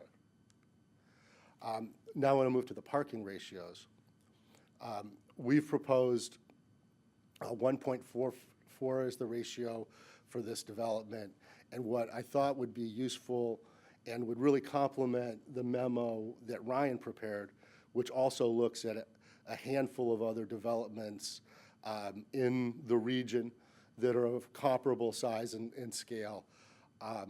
Habitat has a large development portfolio, the properties that we managed, and so I found 4 properties in our portfolio that I think are comparable in style and locations as what we're proposing for the site on Elkinburg. And so, self-explanatory, the locations are the locations. I have pictures of them on the next page so you can see that they're similar. Notably, they're all garden style. They range in size from 1,100 units to as low as 108 units, but they're in far suburban, the Detroit area, suburban Minneapolis, Michigan City, and Riverside, Illinois, which is kind of a far suburban Chicago. All garden style. And what I've done is I've looked at 2 kind of key points. One is the parking spaces per unit, but I think the more important measure, as we talked about in our last meeting, is the occupancy of the number of vehicles per parking space, because we want to have enough parking. It's not in our interest to have a parking shortage, but it's also not in our interest as the developer or the city's interest to have a surplus of parking. Parking is blacktop, and if you have to make a choice between blacktop and green space. And I think if the choice is an empty parking space versus a green pathway, it's a fairly clear choice. And so what this is showing is that the utilization ratio for these 4 sites is close to 1-to-1, ranging from 90 on the low end to 128 on the high end. We're proposing just shy of 1.5, 1.44 at South Haven. So we're just saying that we don't want to have extra, but even if we have 1.44, based on the utilization at other properties, we would expect the utilization to be 1.15, still leaving a solid surplus of parking spaces per unit. And so for visitors, for somebody buys a car, whatever the case is, I just wanted to share with you that this is, our research internally that I think is valid and appropriate for the discussion. I put these pictures up just so you could see the types of buildings that we're talking about are low-rise, walk-ups, the Minnesota building, the Michigan Building, Michigan City, Riverdale. They're very similar sorts of buildings with walk-up. Typical, as I said in our last meeting, we typically have a single head of household, which means we typically have a single car. Not always. There's more, sometimes more. Sometimes somebody doesn't have a car, but in that low, 125, give or take, is kind of where we expect the numbers to be. And that's why we think at 1.44 in our application that we're at the right number. Again, this is just showing these things on a side-by-side basis. Again, what you get when you replace blacktop with green space. We don't want to have too few, but we think we have enough and more than enough. And so we think that there's a benefit to the development, there's a benefit to the community in the approach that we've taken. This is showing one of the pathways between the condominium buildings the dwelling place is going to develop. This here in the conforming scenario doesn't exist. And that's the end of my presentation. I appreciate everybody's time, and I'm happy to take questions now or later. Okay, thank you. So, does anybody on the commission here have a question that's more related to like clarification on what was presented? I do. I want to make sure that for the parking, because it looks like there's 2.65 units for the for sales and 1.18 for the rentals. So and when I look at that drawing, will rental people be able to utilize the parking lot of the sale parking lot up there? So this will be dedicated to the for sale on the north end. Just dedicated. So realistically, when it comes to the rental It's defined in some. side, the spaces are 1.18. That's true, but the units are also smaller. There's more. The units in the condominiums, townhouses are 2 and 3 bedroom, and here they're mostly on the 1 bedroom side, kind of probably roughly 70% 1 bedroom and roughly 30%. I don't have the numbers with me, but the numbers are available that I'm happy to share with you. Okay, but that's a good number though, the 1.18. Yeah, given that mix, and I think that would, some of the other ones I shared with you, those are two, they would lean, this is really focused towards where we see the marketplace right now is heavily towards the 1 bedrooms, and so there's been a shift, in the same way as there's been a shift towards lower parking ratios, there's been a shift towards smaller units over the last 25 years.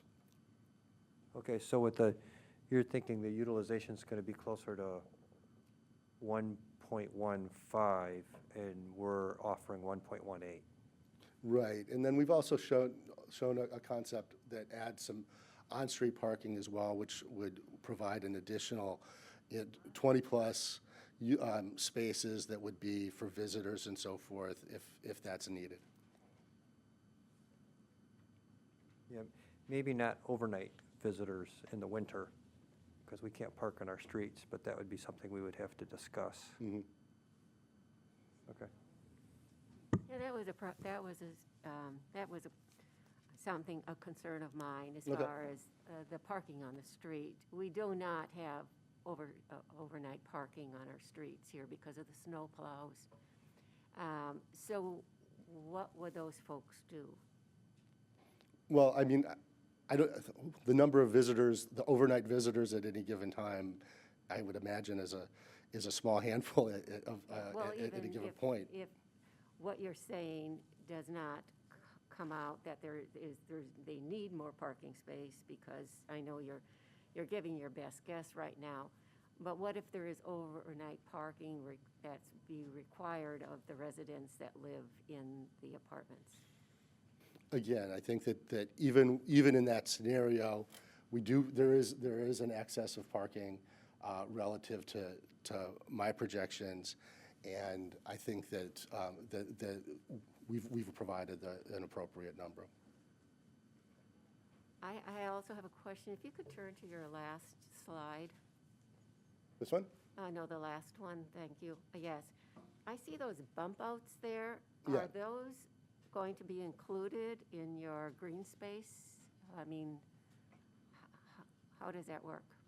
Yeah, I mean, I think that this is, it's outside of, as you see here, it's outside of the property line, but I think that we like the idea of, the green spacing here is on the interior of the sidewalk. Right. Janice, it's not counted towards their percentage of green space. They can only count what's in the property envelope. So Okay. it's the same thing like when Mr. Head's discussing the potential of on-street parking.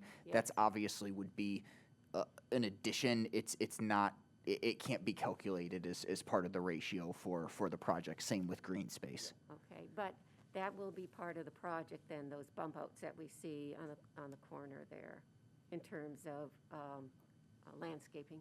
Mhm. Yeah. And who's responsible for that, a developer or the city? I think we have to sort through the specific details because it's on the public way, but you know, we're happy to include that in our development plan, in our, you know, development program. Are there any other bump outs, or is that the only one? It shows both, let's see, where's my dot? Here, here, and here to kind of contain Okay. the And additional. then will that parking that's in between all be redefined? Or is that, because now the contour is coming into the parking. And so I was just wondering if the city was going to do anything different with that parking, make it, you know, the space. I think the short answer is we don't know at this time. My understanding is there is some road work scheduled in that general area in the next few years, and we would likely try to line up some of that work. Obviously, for economies of scale and other reasons. I mean, the project itself is expected to take several years throughout all the phases. But the short answer is I can't say anything for certain right now. But as Mr. Head mentioned, the city and the development team would be in communication about how to coordinate work like that over time. So we're not sure about the reconfiguration of that area as far as parking? Correct. Not that I can say definitively tonight. But the curb condition, the sidewalk condition, and the road condition in that area are appropriately addressed as part of the overall development. The curbs are not in great condition, the sidewalks are pretty No, rough. they're not. Okay, any further questions for the moment? No questions, but I appreciate the historical photo up there to show kind of where the offset has been in the past for 70-plus years. Oh, Thank you. Okay, thank you. All right, now I see we're fast closing in on 9 o'clock, which is usually we try to conclude our meetings by then. That's not going to happen tonight. And I think with your permission, we'll set a new hard cap of, let's say, 10 o'clock. Does that sound okay? Mm-hmm. And with that said, we also have a short-term rental report we're to receive tonight, and I think maybe if we make it to 10 to 10, that's when we'll stop this agenda item, you know, if we're not concluded by then. That way we can receive that report and adjourn the meeting. Does that sound good? That sounds like a good Okay. plan. All right, so next up, we're going to open a public hearing. I assume everybody's filled out a comment card. If you haven't, there's still some over there. And Luke will just pick them at random. And whoever he calls, please come up to the podium. He will also pull a second card to let you know who's afterwards, so we can kind of keep it going and we don't have to wait 2 minutes between commenters. So, and just as a reminder, you state your name, address, and you'll have 5 minutes to speak about this item. So, if you would, I'll entertain a motion to open a public hearing. I'll make a motion to open a public hearing. Support. It's been moved and supported to open a public hearing. Any other discussion? Seeing none, all in favor, please say aye. Aye. All opposed, motion carries. And Luke, if you'll start calling off the comment cards? Can Oh. I just answer a question first? When the preliminary site plan came up, I had some questions regarding the building, and I was more or less told this wasn't the appropriate time to ask them. Could the developer explain some about the building so we know where it's facing, how people go into it? Well, when you come up for your comment time, say exactly what you're Well- saying now, and I'm going to bring the developer back up again later. Well, maybe we'd like to hold our comments until after we know that information. Okay. So we don't waste your time. Okay. All right, Luke, first two. Mary Horsley is up first, followed by Kay Engelbrecht. Okay, Mary and Kay. That's a cosmetic group, isn't it? Mary Hasley, 726 North Shore Drive. First, I need to make a couple comments with regard to the public hearing. There were only a dozen to maybe 24 people who were involved. It wasn't that open, and there's been a lot of time since April when it was first disclosed, and there hasn't been much change except for a decrease in the number of parking spots. So that's a little frustrating.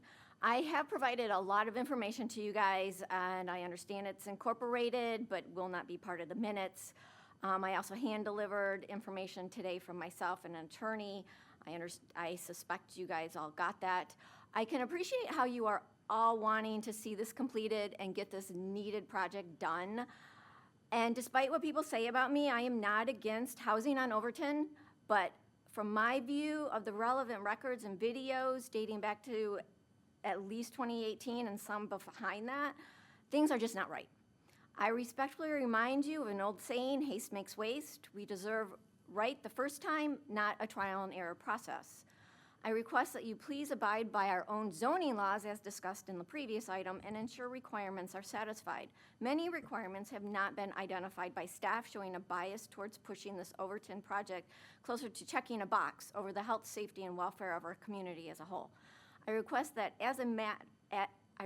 this matter be returned to the applicant to submit a complete application. And what I mean by that is the environmental impact statement is required based on amendments recommended by this council, this planning commission, to city council, which approved them last year and effective as of August 25th, 2021, section 1404, subsection 16 mandates that an environmental impact statement be completed with a site plan where the land is over 5 acres. And that is this place, this location. I remind you that the low average parking ratio of 1.44 for all 3 parcels is given, but we've also just heard that actually for the rental units, it's significantly less. The density bonus based on an alleged 26% open space for the whole parcel needed that, although I do not support the 26%. I think it's closer to 23% when you take the average of the 3 similarly sized parcels. I kindly remind you that the environmental impact statement is looking at many items as delineated in the ordinance, and I want to highlight them. A couple one. Fire and police. There was no sign off on the parallel plan, and that must be done not only for the parallel plan, but the whole plan. I believe there were street width issues with the main site plan for one. Also, easement, or setbacks. They are not consistent. It's not just along Elkenberg and Indiana, it's along the whole property line, and they continually use just the side 12-foot setback when the parallel plan shows that front and back 25-foot setbacks are required, and that was not done. More importantly, the environmental impact statement looks at noise levels and added traffic, which might affect neighborhoods negatively. You may be able to avoid requesting a traffic analysis, but you cannot avoid looking at noise levels and added traffic in this residential neighborhood. This is the direction from which the analysis must go. It's all been rezoned residential of one level or another. And with regard to the historical picture, yes, that is nice, but that was industrial, and I can guarantee you that the setbacks for industrial are significantly different than for residential. We need to stop tunneling our neighborhoods and cutting them off from each other. Compliance with our zoning ordinance is critical. Despite how much you personally want to get this needed project going, as appointed planning commissioners, you are bound by our zoning ordinances, as discussed with the last agenda item. Among other shortfalls is the missing required environmental impact statement. It's not mentioned in the staff report. The staff report stops one subsection short. It only goes to 15, not 16, and it's not in any of the submissions by the applicant, and it was required. I request that the applicant be required to submit it, and once we do get to that point, a condition that the applicant provide all environmental material throughout the process be shared freely and easily accessible by residents. Thank you. Okay, thank you. Kay Engelbrecht with Lisa Veck up next. Hello, I'm Kay Engelbrecht, 125 Elkenberg Street, Unit 4. I am echoing Ms. Hosley's comment that the required environmental impact statement is missing from the Habitat's application. Therefore, the application is incomplete and can't be voted on tonight. The staff report does not acknowledge the required missing environmental impact statement. I believe staff should have notified the Planning Commission that voting would not be possible without this vital piece of the application. Although I expect no vote to be taken tonight, I will comment for the Planning Commission's future consideration. Mark Hamburg of 800 Indiana Avenue submitted a letter to the City Council and to City staff expressing concerns and suggestions in response to Habitat's application. This letter should also be in the Planning Commission's possession. I hope that you all have that. I'll be referring to Mark's letter in my comments tonight. According to the site plan, the whole site is like a city corner lot. The developer wants to deviate from the minimum setback requirements and consider everything else as a side yard with minimum space from lot lines to paving and buildings, even where it directly is adjacent to R1A and R1B residences. The requirements for setbacks to buildings and paved areas are designed to blend with the character of the community and integrate with the local architecture and neighborhood. Deviating from the minimum setback does nothing to enhance or improve the look and feel of the local area. Instead, it detracts. This is not a downtown business district. Placing 40-foot tall apartment buildings, some over 200 feet long, that are 15 feet from sidewalks and the bike trail, are not in keeping with the character of our neighborhood nor any other neighborhood in South Haven. The development as proposed has too many apartments. Please consider reducing the size of the apartment buildings and enforce the setbacks to be more aligned with the other buildings. Reducing the size eliminates many of the concerns expressed by residents regarding the mass number of buildings, the density of the development, parking and traffic concerns, as well as usable green space. Opposition is not to the development, not to residential construction. It is to the extremely high density in our neighborhood, and it should not be in our neighborhood or any other South Haven neighborhood. A letter sent to the city staff and commission by Mark Hamburg offered some low-density alternative diagrams, and I hope that you will be able to review that and see the positive potential. Attorney Catherine Kaufman of Bachman, Sparks, Thal, Seaver, and Kaufman was retained to review the Overton site PUD application and the final site plan. A letter submitted to the Planning Commission details numerous issues. I'd like to deal mainly with parking.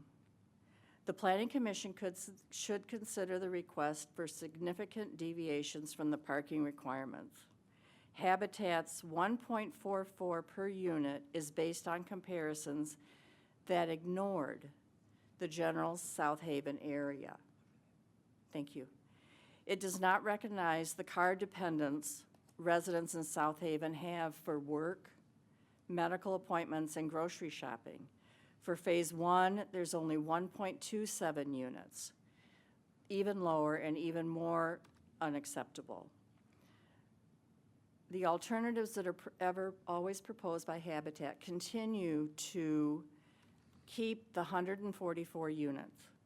They never reduce the number of units, and they propose ugly design to try and intimidate us, I believe, into going along with their number of parking spaces.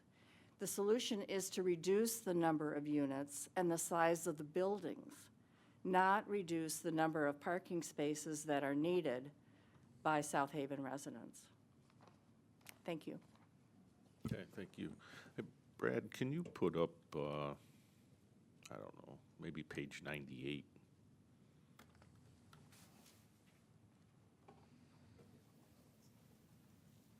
'97 or 98. One's like a two-point perspective, and the other one's the bird's eye. One of the two. Okay, Luke, who do we have? Lisa Vec is up next, followed by Nancy Nat. Lisa Beck, 879 Monroe Boulevard. I don't speak as fast as Mary or as slow as the last woman, but I'm going to try to get it in here. I sent you all a copy of Mark Hamburg's letter that the previous woman referred to, and I do agree with everything in there, and I thought he had some nice alternative designs. I also added my 2 cents that I still feel that the phase 1, 2, and 3 for the contamination is not in anyone's best interest, and to clean up the site all at one time would be safest for the residents, the pets, and everybody. I also refer to the lawyer's letter that you also saw. And the part I would like to speak to is the open space calculations. You already have a copy of the letter, so I don't need to go over its number F, but kind of in summary, it's not really clear how the open space is 26% when the average of the open space of the 3 parcels together is only 23%. It may seem like a small amount, but when you're talking about green space, it means a lot. The calculation should be required and supported with a scaled drawing, I believe. This is the basis of awarding the density bonus for each phase. So if it's off, we're not going to get it. The mandatory environmental impact statement is missing, and as they stated before, we have to do it right, I think. And then I have some calculations of my own, which are kind of out there, but I double-checked all of my figures. And this is about the density, and I just want to read through these quickly. I can send you a copy of it, but there's 5.76 acres. When you divide that, it's 250,905.6 square feet. 26% of that is open, is green space, which brings it to 198,260 square feet. Then you take out the parking at 1.4 for 200 spaces, a minimum on the zoning of 8 feet in South Haven, and the average for length is 18, although some of the trucks we've seen now probably need 19 or 20. But that takes 33,280 square feet off. That leaves us with 164,980 square feet, which is 3.7 acres. That's 144 units we're putting in 3.7 acres. Now you consider there's 87 one-bedrooms. There is, with, let's say, 2 people. I'm taking minimums in all of these. There's 31 2 to 3 bedrooms, which I only put 4 people in. The townhomes, 2 to 3 bedrooms, 26. I only put 4 people in, which we all know will be a lot more than that. But we come up with a minimum of 402 people. When you divide that, you get 410.39 square feet, the size little less than a double garage. I don't think that's the way people want to live. I think people deserve space. That is without any of the storage areas that were promised, without the facility maintenance that were promised, without the setbacks that are promised. That's all the space there is for people to live. No kids, that's just the people that will be living there. And I agree that the parking is not enough. I don't think most of the people in this room are against this development. I think it's a question of density. It comes down to the parking, to the infrastructure, to having a good life. People move to South Haven and stay here and want to live here because they can own a place, they can rent a nice place, but nice is operative word. Thank you.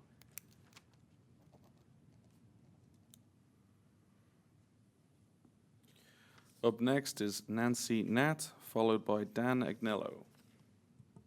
Hi, Nancy Nat, 125 Elkenberg. The environmental impact statement is required as part of the application process. As it reads, the Planning Commission shall require an environmental impact statement. These statements shall be made at the expense of the applicant using a professional environmental engineer or consultant of their choice. An EIS prepared by another public agency may be acceptable.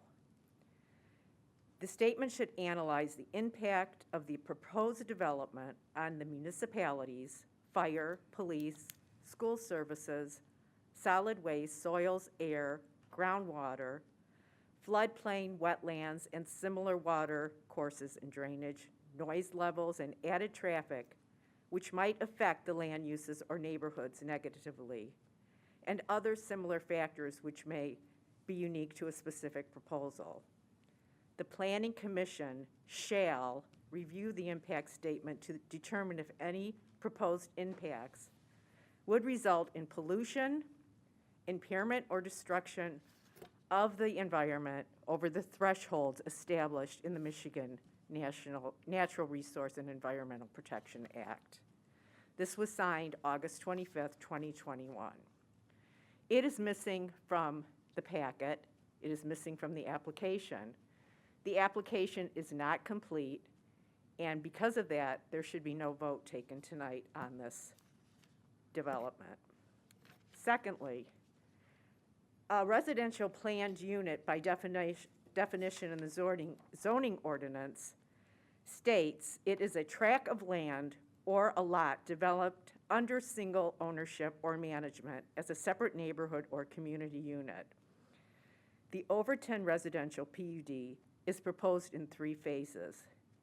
It is proposed that at least one of these phases will be ownership, i.e. townhomes. Therefore, the project will not be under single ownership of any one party.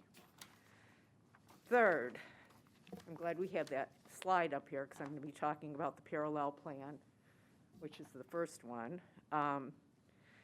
The area allocated to the townhomes on the parallel plan does not accurately represent the actual units that could be constructed. Notably, the parallel plan shows 2 buildings, presumably with 8 townhomes in each building, 16 total.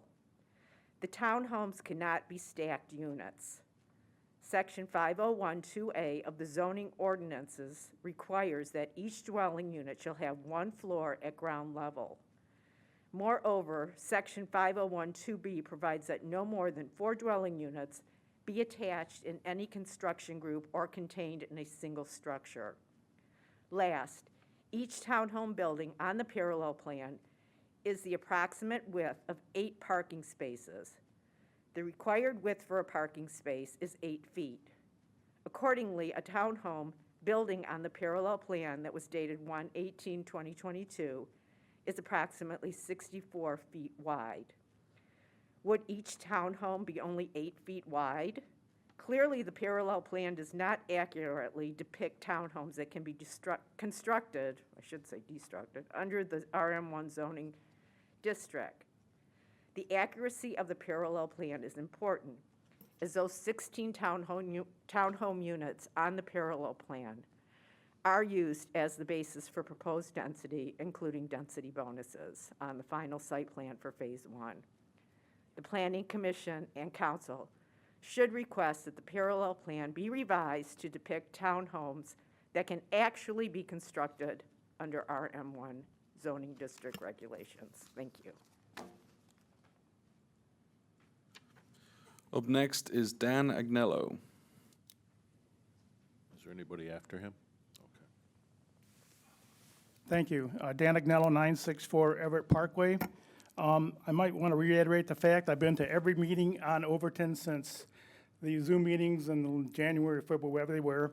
And with all due respect, nothing has changed on these drawings. Now, one thing, the parking is the same. They added a couple spots after we complained about it, and when the lofts complained about 155 units, they dropped it down to 144.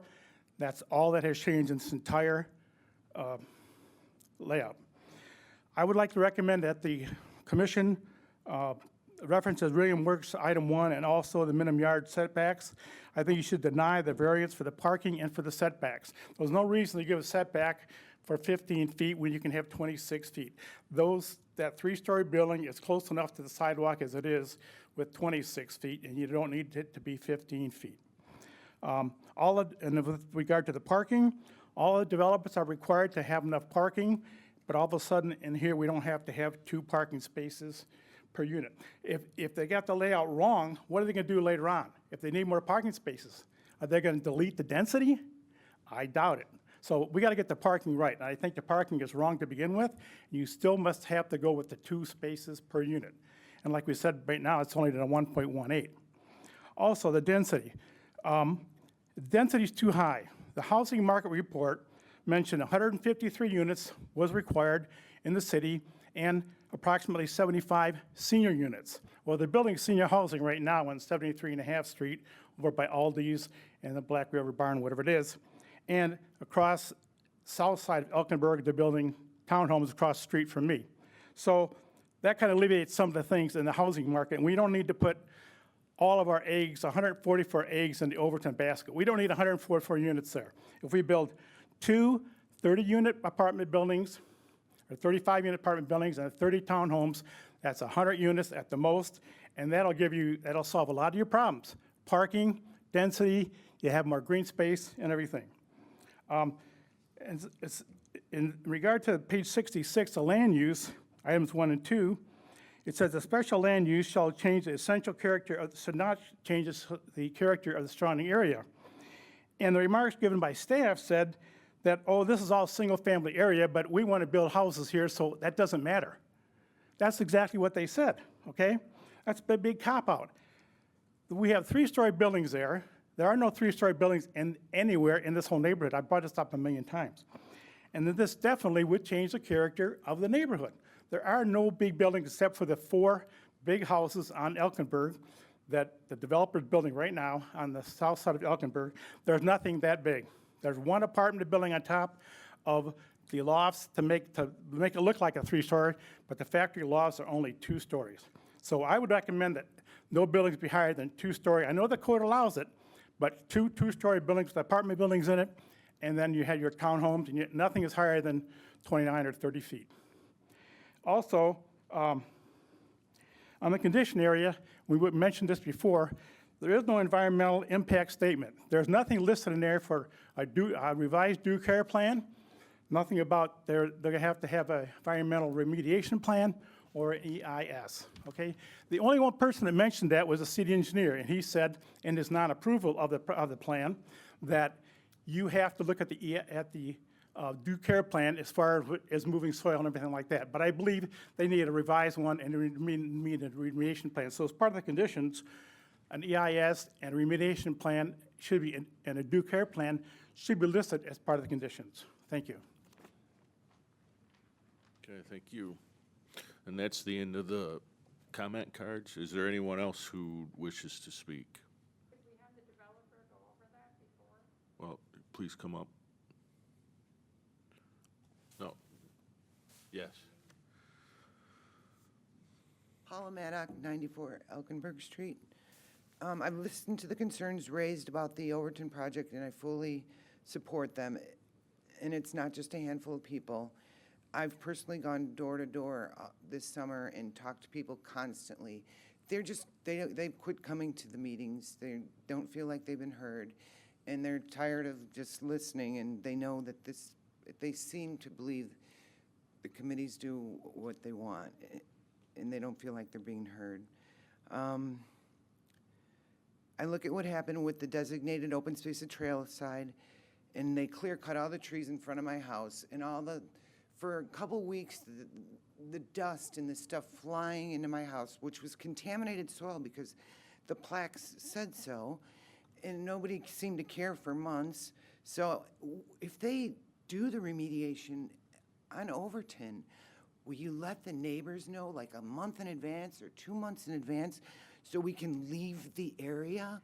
It was terrible. I had a 1/4 inch of dirt in my house because I was right there when they were digging. So that's what I would really like. Please ensure the site plan and all other aspects comply with our zoning ordinance as it now exists, including the environment impact statement required by amendments last year. Thank you for listening to me.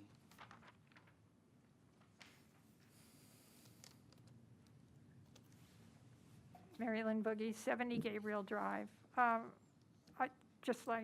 sent everyone an email and asked you to tour, particularly Park Meadows and also Coastal Crossing, to see what a very humane and human scale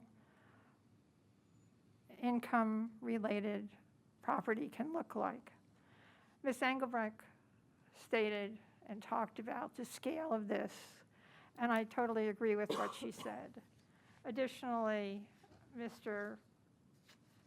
Kilpatrick, in his comments, talked about the importance to evaluate how the proposed building will complement and compare with the surrounding buildings in the neighborhood. And he specifically talked about scale and form, and Ms. Engelbrecht really did address that very well.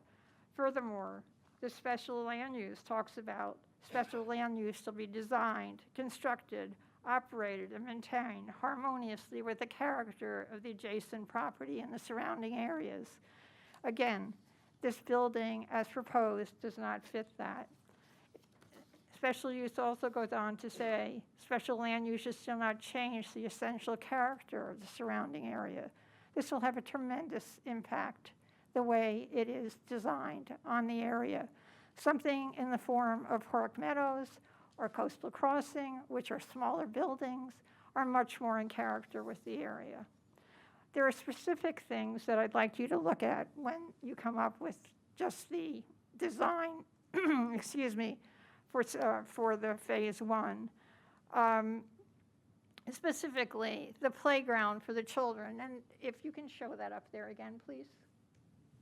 It's so much easier to talk about things when you can visualize it. While he's doing that, I'll just comment on the parking. I have a concern about the parking. The street parking is not something to be considered. Also, that street parking will be much more in demand because Trailside has a lack of parking, and it's all rentals, and you cannot park on some of the streets in Trailside because they're too narrow. They were not designed to public streets, although they are public streets. If you look where that play lot is there, in order for children to get from this building to the play lot, they have to cross over the main entryway. That's not a safe situation. So I'd like you to talk about that when you talk to them. There's a concern about dumpsters. There are only 2 dumpsters, and if the, excuse me, if the phase lines were shown, those 2 dumpsters are actually in the second phase. So you might want to discuss with them what the dumpsters will be in the first phase, and whether they have adequate dumpsters to serve the buildings. What are the surroundings for the dumpsters? They're not illustrated on the plans. I'm sorry.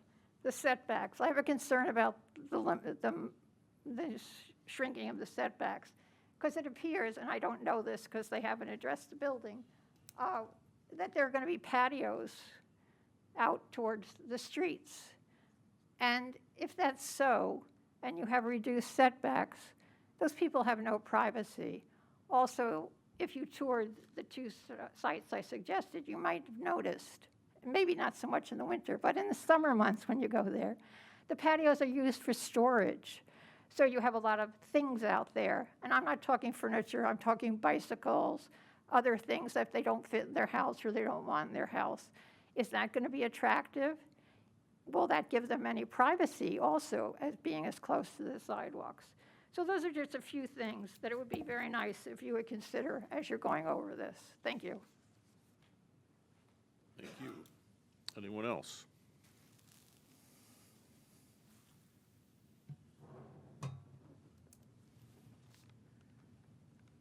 Okay, seeing none, I entertain a motion. Do we want to close it, do Hmm? we?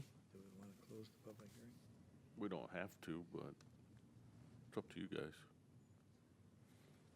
You want to close the public hearing or keep it open?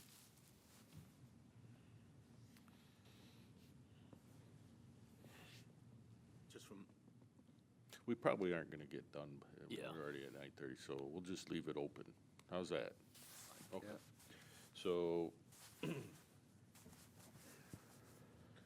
let's start talking about a few of these issues with staff and the developer. And I suppose the first one we need to discuss would be the, what, EIS? Yeah. Does anybody want to address that? Sure. That was brought up several times by the public. Yes, so the EIS requirement referenced in the comments is a new requirement that was adopted this summer. My understanding is that it was not addressed in the staff report simply because the zoning ordinance that's on the city's website hasn't been updated since the summer. When Works went through the requirements, it's not listed on that zoning ordinance. It is, however, in effect, it's a requirement stated in the adopted zoning ordinances of the city. As soon as this was brought to our attention, Assistant City Manager Graham discussed it with the applicant. The applicant would like to request a waiver of this requirement, as this being a PUD. All requirements are potentially waivable if sufficient justification is given. The waivers can be given by the city council, the way the ordinance is written. It's not something that the planning commission ultimately has to decide, but the typical practice, as with the other waivers being requested, is the planning commission comments on those waivers and it expresses any concerns with them as requested. Justification here would be that the information required by an environmental impact statement is all essentially already provided in the various materials, and we can go through those, specifically what's listed in the definition of environmental impact statement. But the unique situation here with the city being the owner of the property and having worked with the developer in designing and vetting this project, that this information is mostly already known to staff. And as I'm talking, I'm pulling up the specific wording of the impact requirement. Okay, the EIS is supposed to address potential impacts on municipal utility systems, fire, police and school services, solid waste disposals, soils, air, groundwater, floodplain, wetland, and similar water courses, drainage, noise levels, and added traffic. And it might be best to refer you over to Brad to discuss where each of these items is included in the materials. He's a little bit more familiar with the way the packet's laid out than I am, but Brad, would you be able to go through? Yes, the municipal utility requirements was vetted out by the city engineering department, and his report does notify us about municipal utilities and connections with storm sewer and things like that. With regard to police and fire, this was reviewed by Chase, so they did have the full set. They had all 42 pages of this, and they did, if you recall, in your packet, that there was a couple items in there that they did call attention to that they would like corrected. As we heard earlier, one of them was a lane width from 25 to 26 feet. We did not receive anything from the schools, so we do not have anything specifically from that. What was the next item, Nick? I'm sorry, I don't have the definition in front of me. Solid waste disposals. I would note with respect to schools that I do believe schools was discussed at least somewhat in the 2018 vetting of this project. I do believe there's a declining school enrollment in the city. Is that? That's my understanding. And when you're referencing solid waste, the city's municipal service contract that was recently approved does not provide service to apartment buildings of this scale. So there would be no additional demand on the city's resources with regard to solid waste disposal. Yeah, and with regards to wetlands, floodplains, and other water courses, natural water courses on site, there are none. On this site. They're non-existent. And the final item was? there's noise levels, traffic. Traffic And studies. soils is another one that is. Yeah.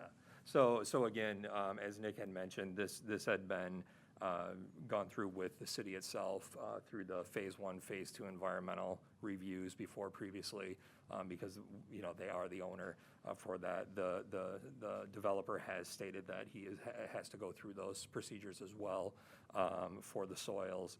And the traffic study we discussed in December about how you all feel about the requirements for adding in additional traffic information on top of that. So as Nick had mentioned, a lot of these items have been discussed in other areas in this report, but they are not consolidated into one specific item. So just to summarize that again, I'll just highlight that, you know, like normal, city staff does review, and we do appreciate the comments we get from the public. And in this case, I think they bring up a really good point, and that gave us an opportunity to have a conversation with the developer again. At this point, they are making a request for an additional waiver of that specific requirement for the number of reasons that Nick just mentioned. So that's something that you all are definitely able to consider and discuss more.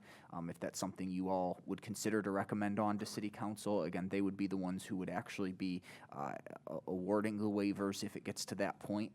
But otherwise, staff will seek, you know, a different direction from you all.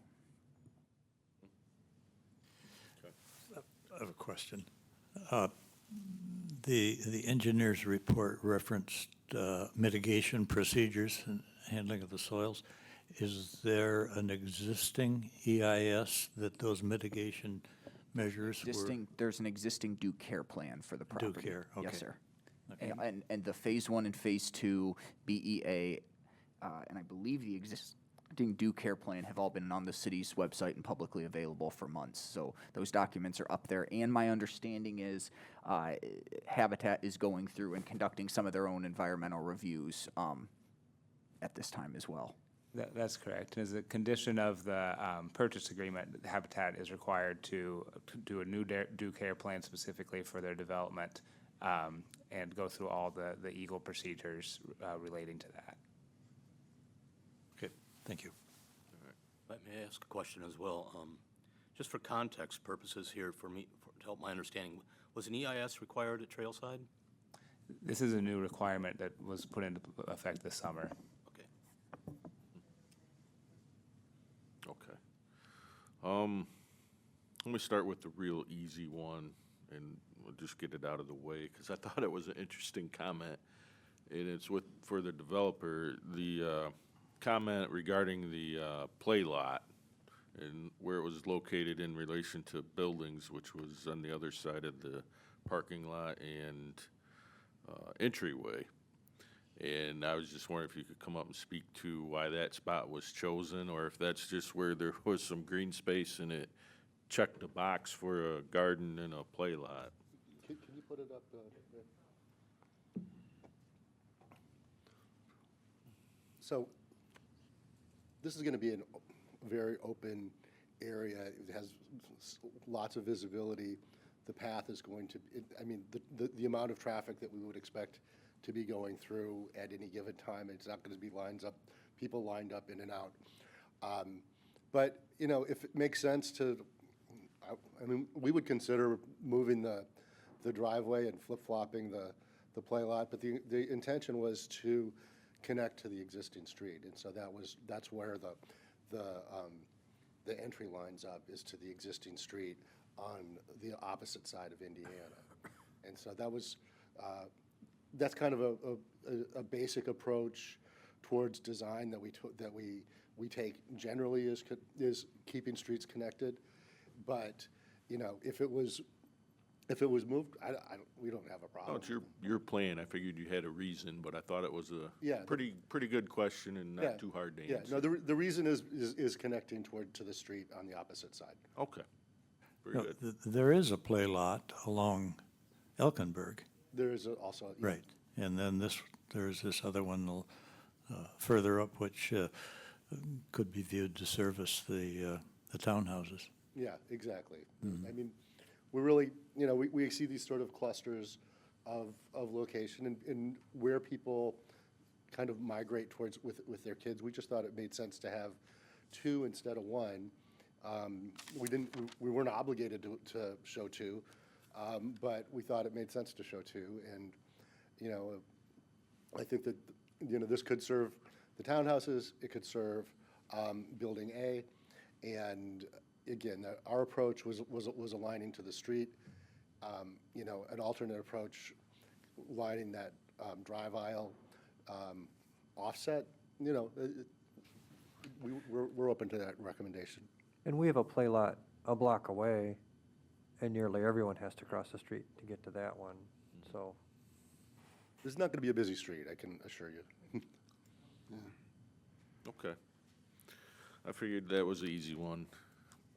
So now we can move on to. What about the dumpsters for Phase 1? I thought that was a good question. That's a great question, and that's one that I came up with too, trying to service dumpsters. I know we had that issue in my development for a while, and part of it was ingress and egress of the trucks being able to get in and out, and the size of the dumpsters to service our units.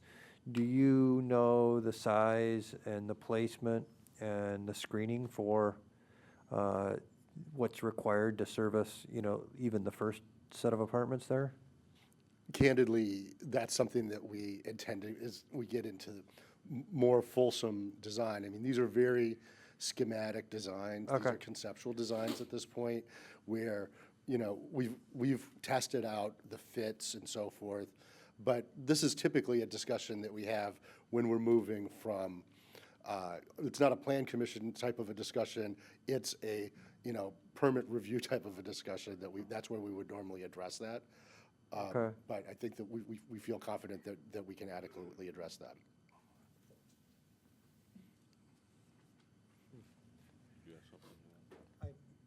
Many of the comments talked about the density of units on the site.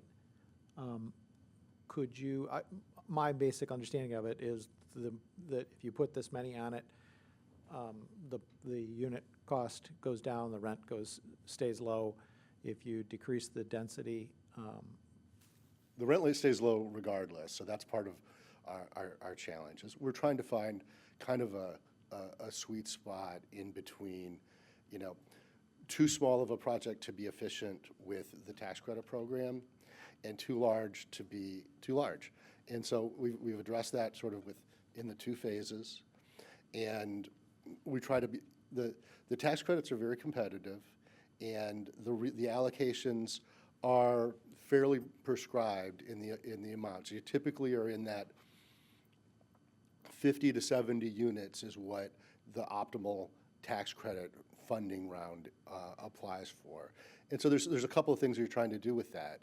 Is you're trying to make use of what can be available without diluting it. So there's kind of a fixed amount that you might get an allocation for, and you don't want to have to spread that too thin. But there's also efficiencies in the building.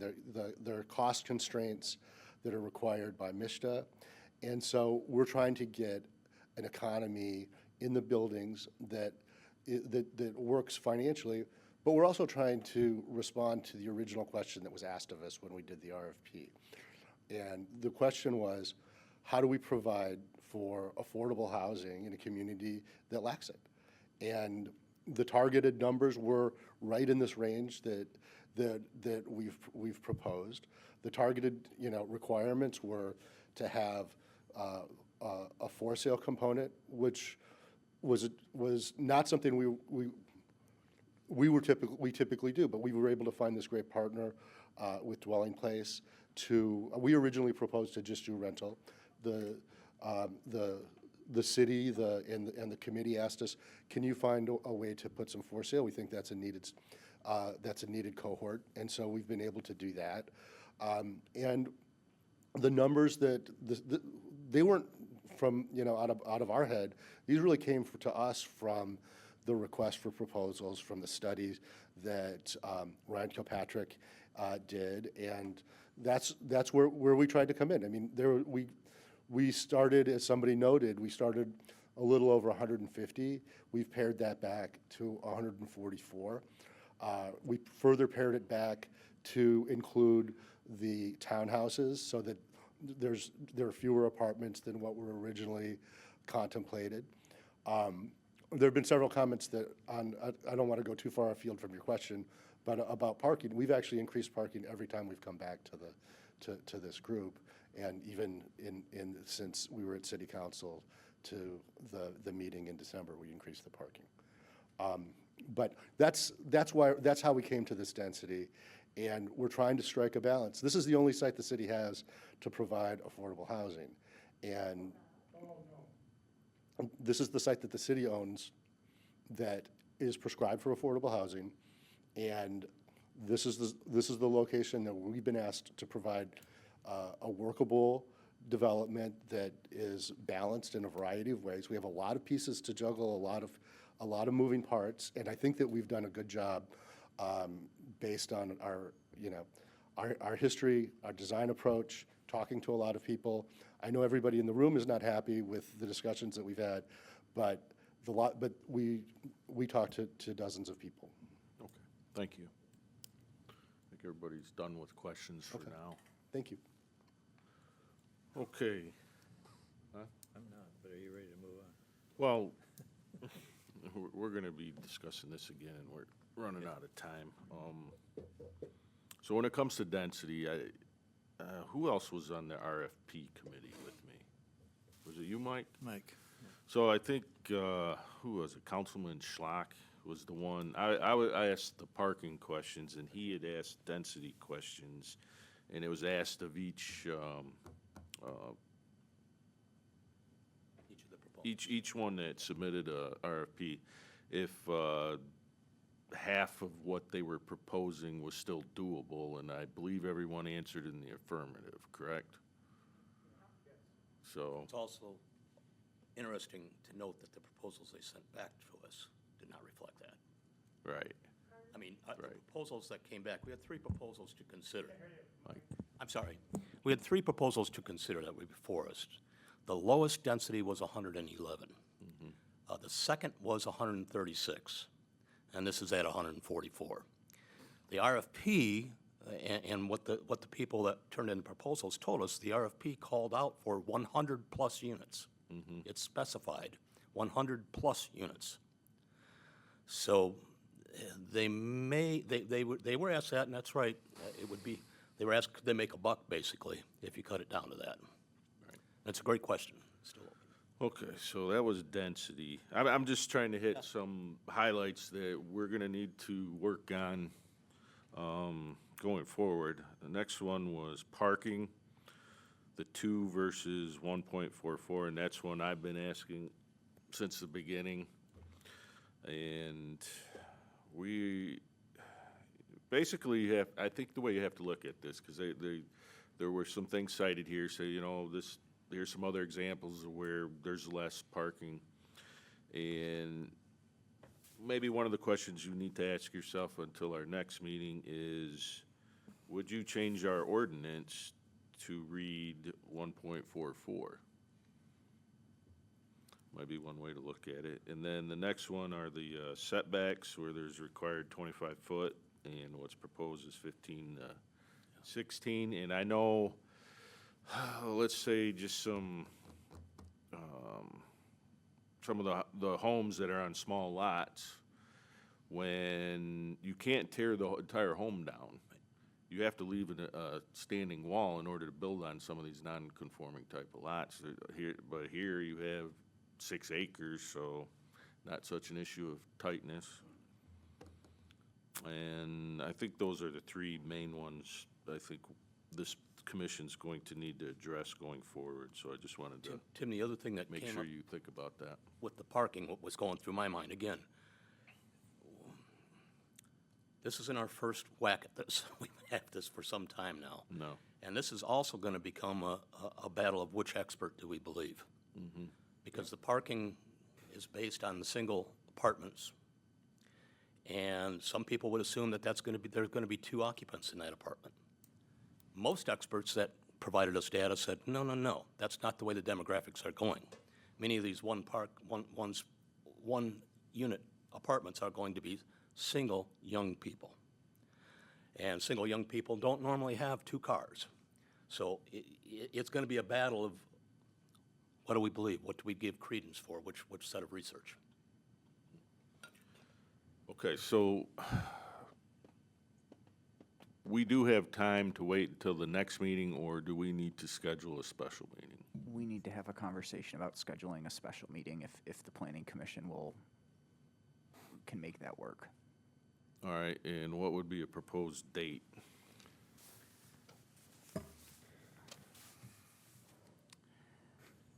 I don't think Brad is available, but looking at Thursday, the 17th, Wednesday, the 16th, so the week of the 14th.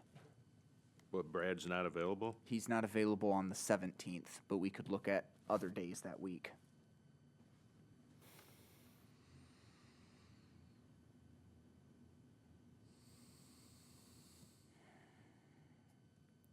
What days you have available, Brad? Alternatively, again, next week's going to be a quick turnaround.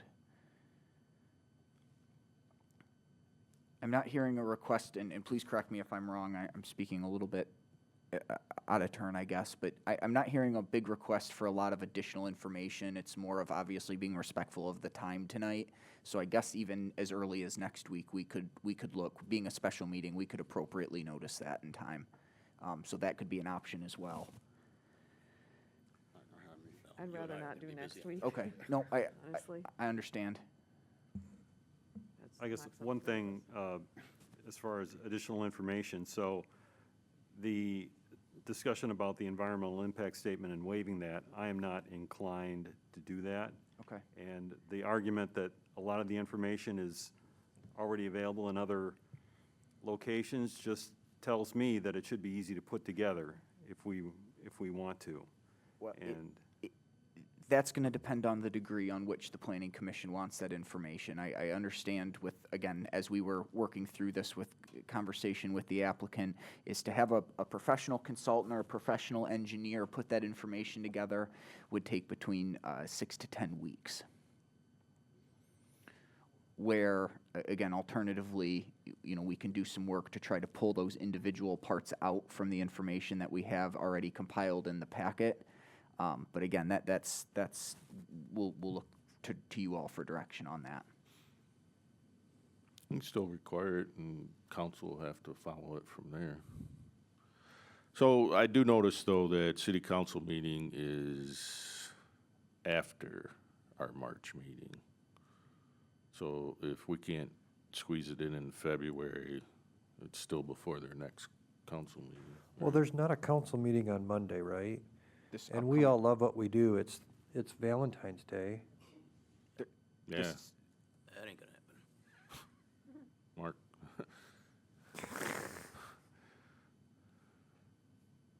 I don't know, up to you guys. If you can find a consensus date, somebody throw one out and. What about Wednesday, the 16th? Brad, is it just the 17th you're going? yes. What about the 16th?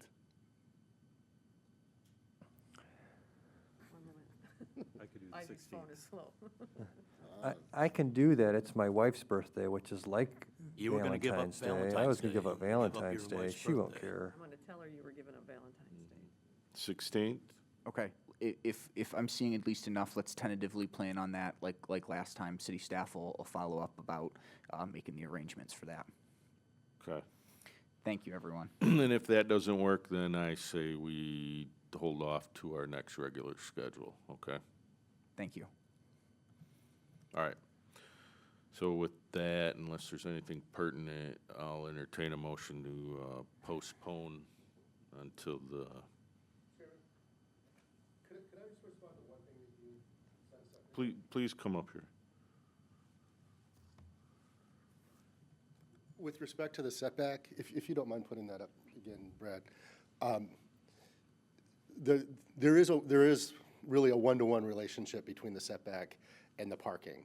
And so I just want to be clear that while we do have 6 acres, we're trying to accommodate a lot on those 6 acres. And to increase the setback from 15 to 25 roughly, you'll see that there's parking spaces that get squeezed out by moving the building basically diagonally towards the north corner. So I just wanted to make that point so that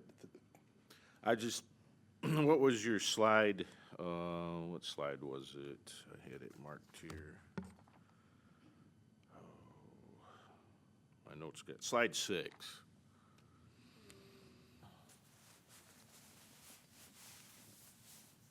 And the one, maybe it was the one before that. Nope, before. It was a nice little chart. that Oh, had the star chart, I on think, it. was on the third page. Oh, that's with, That one. Yeah. Oh, yeah. So maybe even, was that in our agenda packet? No, I No. put this together. Well, without my. we've seen it beautiful without the graphics, stars. You Seen do it have without the this. stars. Maybe we can get a copy of that one with, is it, I don't Yeah. remember. Okay, but that's what I was referring to earlier when I was trying to wrap this one up. Those are the things you have to come back to this next meeting and be prepared to discuss. I just didn't want that not to lose the relationship. No, I like that. That's great. I wish more people did that. And if you want to see, like I said, a sample of the setback, my building is 12 feet. Mhm. And I'm across the street from an R1B. Okay, thank you. Appreciate it. I'll entertain a motion to postpone further discussion till Wednesday, February 16th at 7 PM, special meeting. And that'll be the only business we do that night? Okay. I'll make that motion. Okay. Second. It's been moved and supported. Any other discussion? Seeing none, all in favor, please say aye. Aye. All opposed? Motion carries. Okay. So, just remember, everybody was here tonight, February 16th, Wednesday night, 7 PM. That'll be the next discussion time for the Overton site. So item 10, new business, 2022 short-term rental snapshot reports. And I don't know if staff wants to highlight a couple things, but otherwise, it's probably appropriate that we receive this. You can look at it over the next month, and then we'll come back and discuss it in more detail at our March meeting, okay? I think that'd be good, because there might be some questions, but why ask them tonight? Right. Okay, Would you like a brief summary, or? just real brief. Sure. As I'm sure many of you have seen in the past, annually, the ordinance requires that on or before January 15th, city staff prepares an official report, including the following information that's listed on the staff memorandum. Those reports are what you have before you all this evening. They've previously been presented and accepted by city council. What they will do is both show the total number of registered short-term rentals in the city of South Haven, as well as break them up into the various exempt and non-exempt categories and personal and business categories. There's also some really good statistical data in here that our GIS technician, who deserves significant credit for his work tracking this information, Ryan Boscher, we're very fortunate to have him here in the city, but breaks down the percentages for each of those statistical areas, including an updated map. One difference this year that I'd like to draw your attention to is we did pull out the 3 exempt PUDs as their own category, because there's been some questions about that. So just to make sure it's clear, we did pull those out this year. And then in the second document, what's called the snapshot report, it really has both a narrative form and a table form breaking down how we calculate and get down to the total number of non-exempt business short-term rental certificates that are still available according to the 4-to-1 ratio established in ordinance. There is a nice chart that shows kind of a tracking from the beginning of time when we tracked the non-exempt business short-term rental units to the number we have now. You will see a significant decrease between May 2019 and approximately May 2020. You can make pretty good inference that there was a major impact there related to COVID and some of the other challenges going on in the world at that time. And then lastly, I'll just draw your attention to the very last page, which is a great chart that Ryan put together for us that draws specific attention to new housing units built in 2021, where they are located, and really pointing out where those are related to short-term rentals and certified short-term rentals in the city. So that's my very quick summary. I'm happy to answer questions, or you can contact me and we can walk through it in more detail if you'd like. I think at our March meeting, we'll Really, come really back. quick question. Okay. Griff, not last year's, but I'm going back 3 or 4 years. Ryan also included in each of those areas the number of single-family homes. He called those out in each of those areas so that we could get an idea, density, back to the number of single-family homes in each of those districts. Again, we didn't get that last year, but I believe if you go back 3 years, you'll see that on the maps.